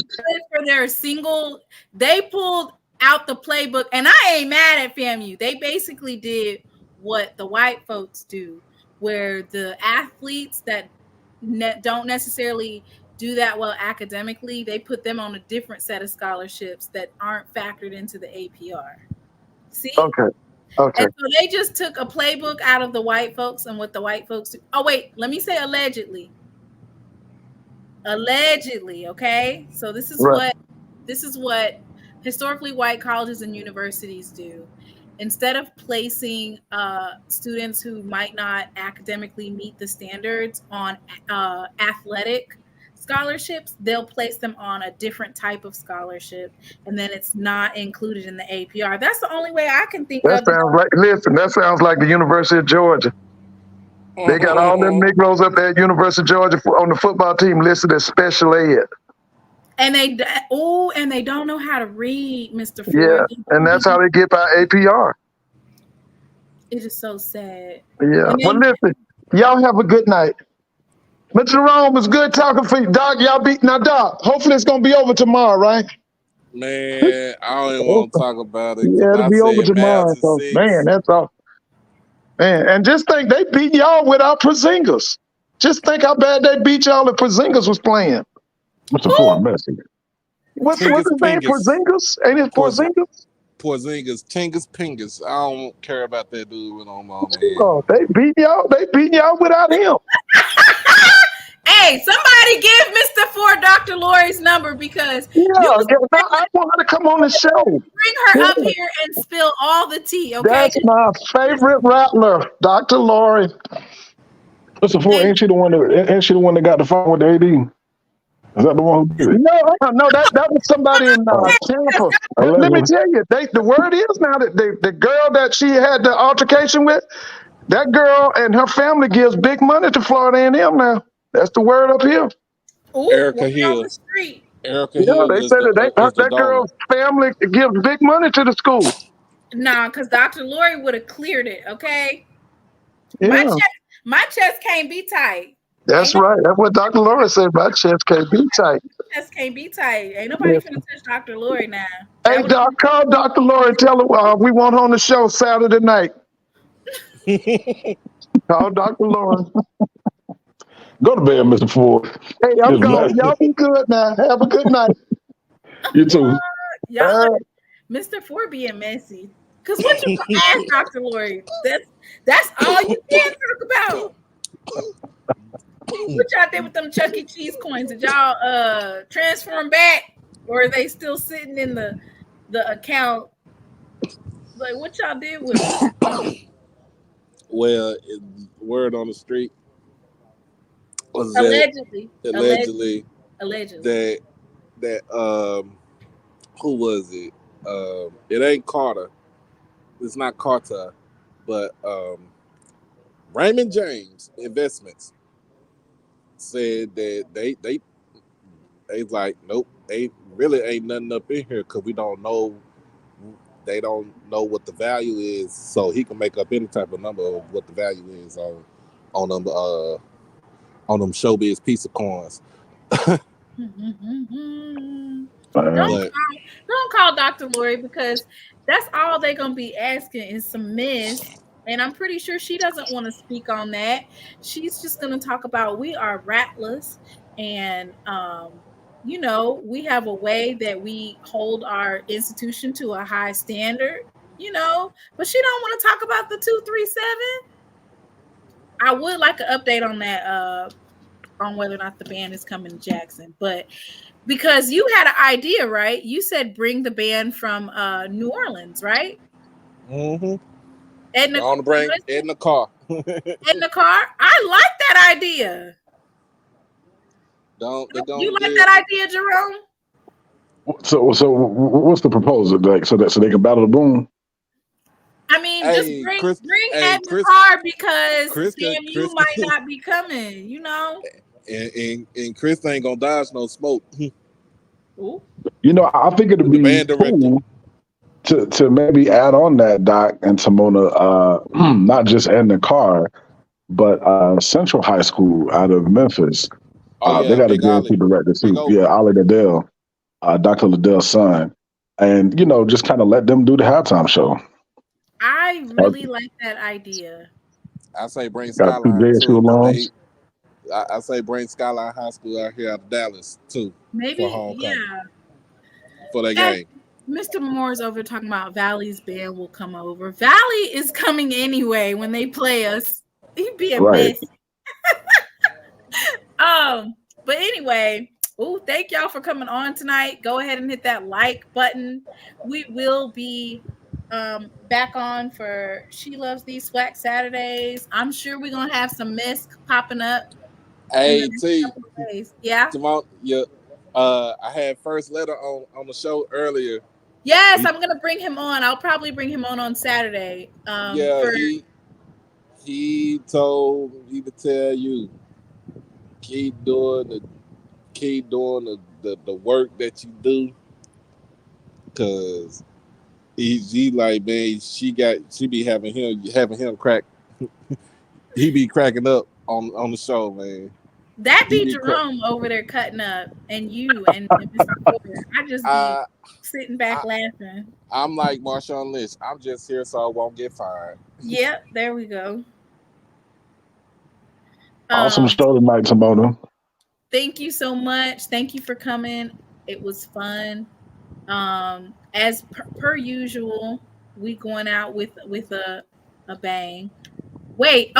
You know what? I forgot this. This is really, really funny, y'all. All right. So I want you to comment in the chat. What did Councilman, is it Mr. Stokes? What did he say? Did he say illegal activities, negative activities? That nigga.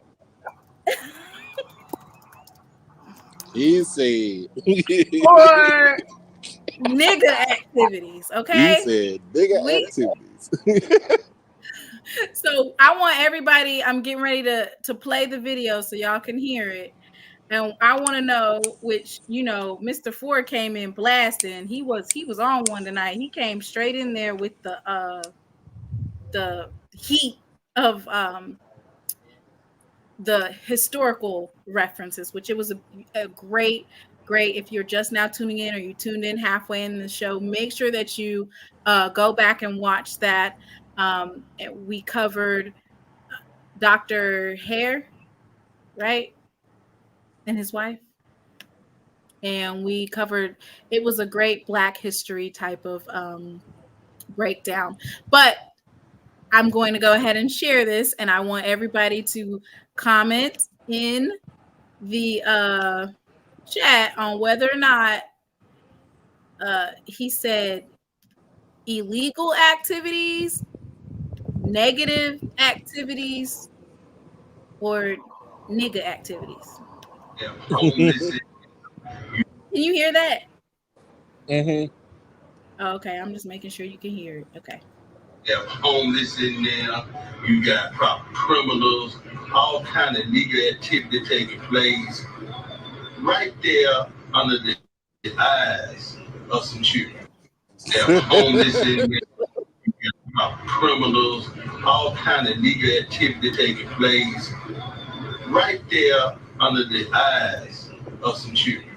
You have homeless in there, you got criminals, all kind of nigga activity taking place right there under the eyes of some children.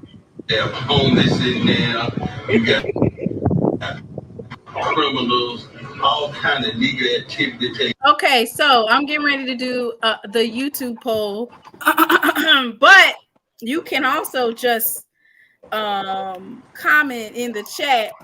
What did he say? You all know that he is known for. He ain't got no filter. I think he said illegal activities, but the way he said it, it sounded like he said it's some nigga activities out there. I think that somebody also said negative, and I'm like, you know what? That could have definitely been negative activities. So I want everybody to go ahead and comment in the chat. Which one do you think it is? Because I honestly don't think he said nigga activities, but it did sound like it.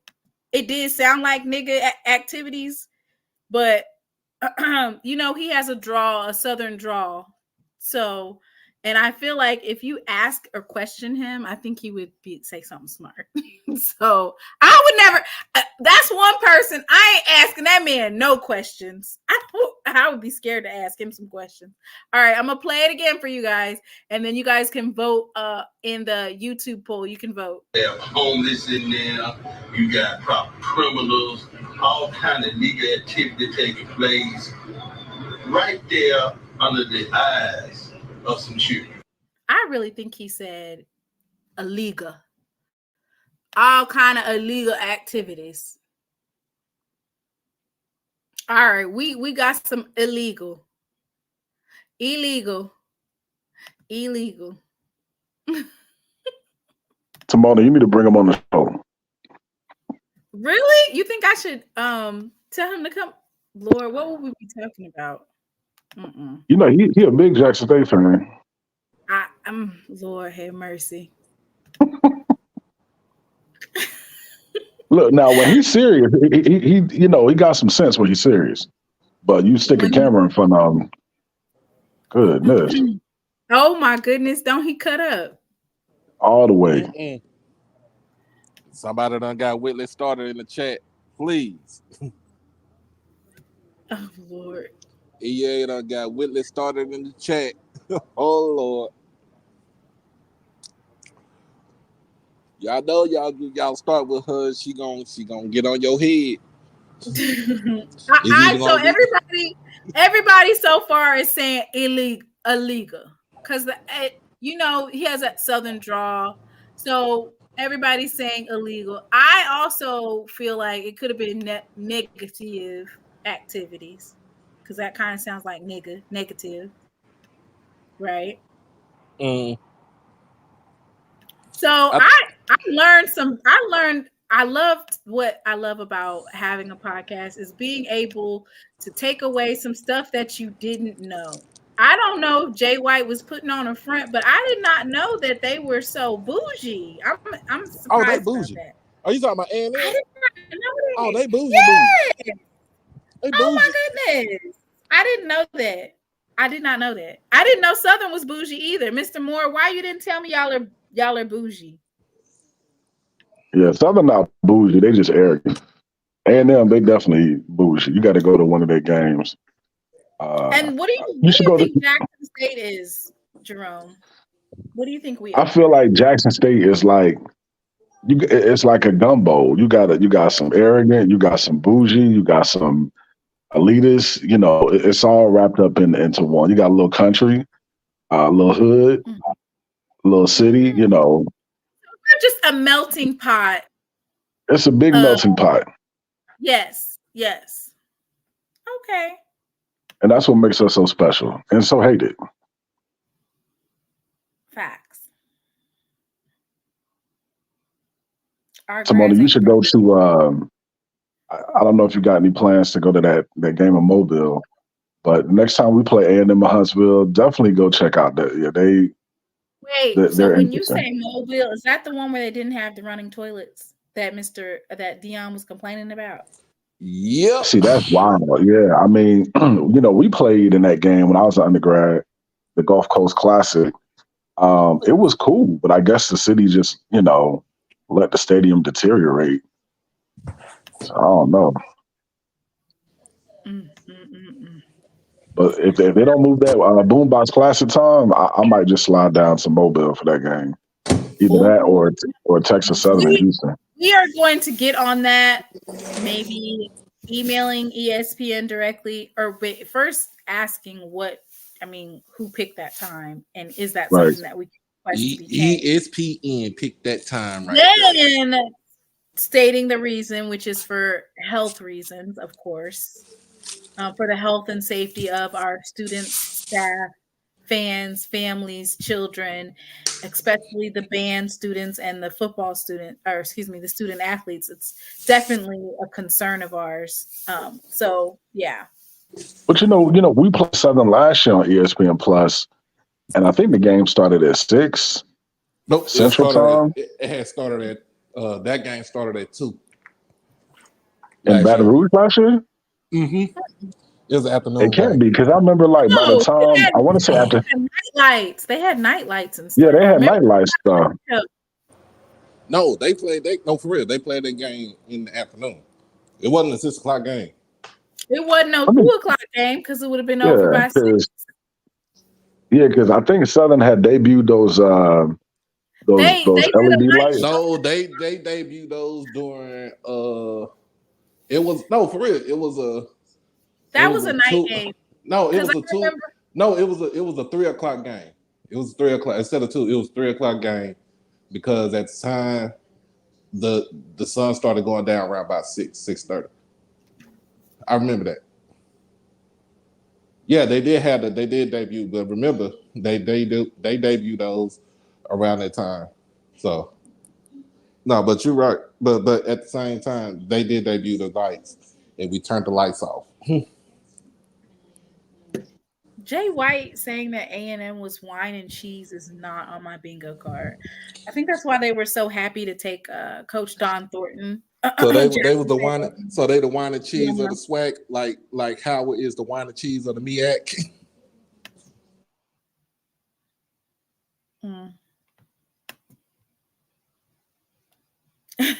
LED lights, Lord, not LED lights. Yeah, I'm with Israel Carey right there. I actually never give much thought at all. I didn't know. All right.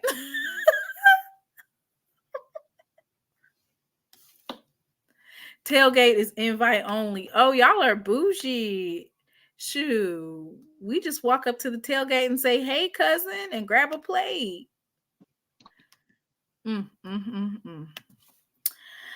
Are all hearts and minds clear?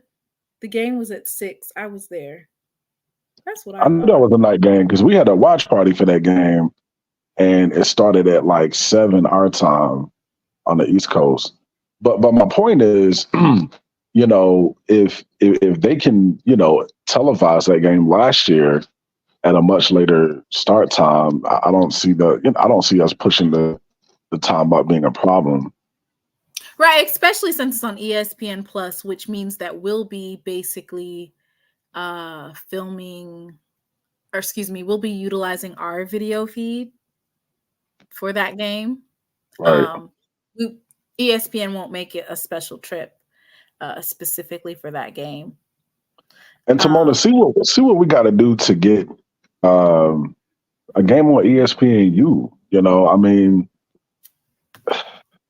see what goes into that moving forward. Whether it's A.D. Robinson, talking to ESPN or. So here's my thing with what ends up happening. So we'll start out on ESPN Plus. I think that's about $11.99 a month now, or $9.99 a month. Then they'll bump us up to ESPN2. So then if you're doing streaming, you have to have like Sling or Fubo or something like that. Then ESPN3, then ESPNU. And they will bounce all of these games to different channels. I am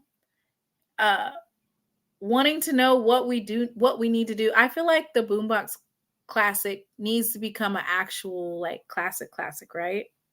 We have enough. Our fan base, or just the notoriety of that particular classic, that it should be placed on a channel that more people can watch.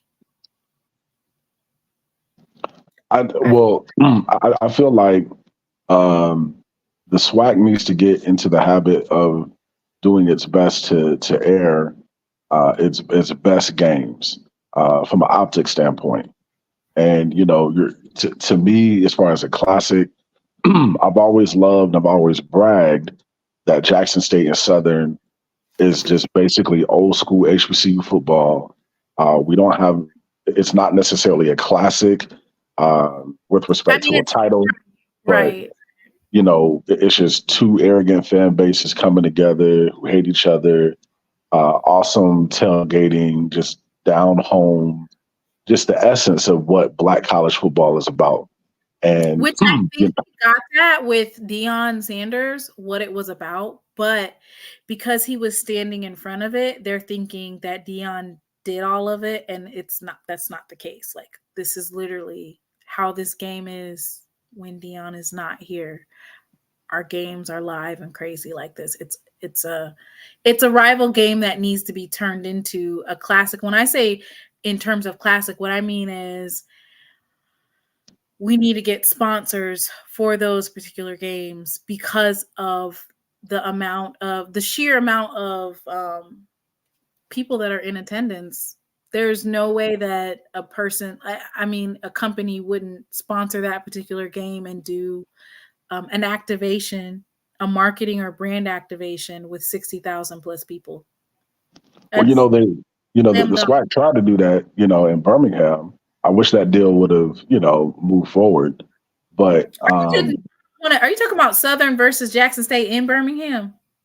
Yeah, well, I'm saying that's what the SWAC wanted to do to help us, keep each other on the schedule. But typically, with the Classic, it's like at a neutral site stadium, which is why sponsors come into play to pay for the cost of rental for the stadium, et cetera. But maybe I really just give away naming rights for that particular game or something. I don't know. When I say that, what I mean by activation, like for instance, it's an idea, but T-Mobile, I don't know how big they are in Mississippi, but they have this project called, I think it's called Project 100 or something like that. And they basically sign up, if you're like in high school or middle school, they will sign you up and you get basically a hotspot, and you get 100 gigabytes per year for, I want to say 5 years or something like that. That's a activation that could be done on high school day, where they're signing folks up for that on site, and they're able to take their hotspot with them. When I say that, I mean like just getting more corporations involved, and also taking like 100,000 donation or whatever, just anything, because the fans are already there, the atmosphere is already there. I think the only problem is that it's that home and home situation. So yeah. I don't know. I don't want to move the Southern, and I think that's a great game to play home and home. Oh yeah, I would rather play. I would also like to see some corporations, some small businesses, some bigger businesses align themselves with these particular games, take advantage of it, as well as supporting the schools without all the other semantics. Because people are talking about moving it to New Orleans or moving it. That's one of those games where Mr. Campbell was saying you only had to pay $20, but it is true. You get a carload of 4 people, everybody's pitching $10 in gas, and that's definitely one of those turnaround games that you can go have fun, or even stay. You could drive to Baton Rouge and be back in time to go to the club. I prefer the vet though. Okay. Yeah, I would. When it comes to corporate sponsorships, I would rather like Jackson State link up with a school like Alabama A&M, who doesn't necessarily travel well to Jackson, and maybe play them in Birmingham. I think it would be very, very well attended. It could be like a Labor Day Classic. And Jay White said that they're not coming to them parts. He lied. They just ain't got no fan base. Now they'll travel to Birmingham, and likewise with when did it become so unsafe? I'm gonna have to break that one down. I'm gonna do my research about that. I didn't know it was unsafe, and I'm gonna have to look. I didn't want to spill no tea on the live, but I'm definitely gonna go look and see. Well, what tea is going on at Alabama A&M's campus? They're just country. They don't travel past Alabama. No, you said that that you want to talk about safe, and then you said something about the safety on campus. So I want. Oh, yeah, yeah. Look that up. The last 3 or 4 months, man, they've had some. Hit me in the group chat. I want to know. Oh, I got you. And they get that campus safety alert like every 24 hours, man. But anyway, but nah, like they will definitely travel to Birmingham.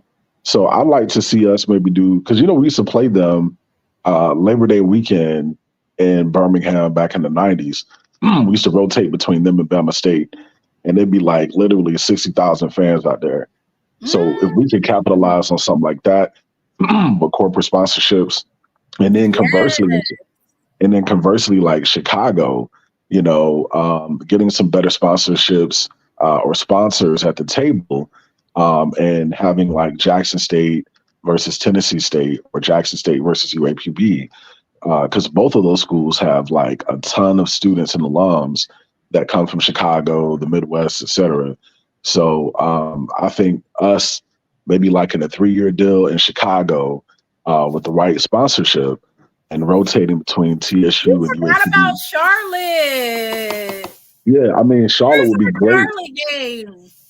So, the founder, the guy that's over the Duke's Mayo Classic, he wants to duplicate, that Aggie Eagle that they did, I think it was last year or 2 years ago. He likes to bring in another HBCU. Of course, I've told him about Jackson State and how our fan base travels. I wouldn't be surprised because I know A&T and Tennessee State have a home and home. I won't be surprised in 28 if that's the Duke Mayo Classic, but I'm working on it because we definitely want to get a game here in Charlotte. I mean, we got a ton of alums here in the Carolinas. We could play either A&T or South Carolina State. It'll both be a draw either way. But it's time to take the show on the road, And just from take this show on the road.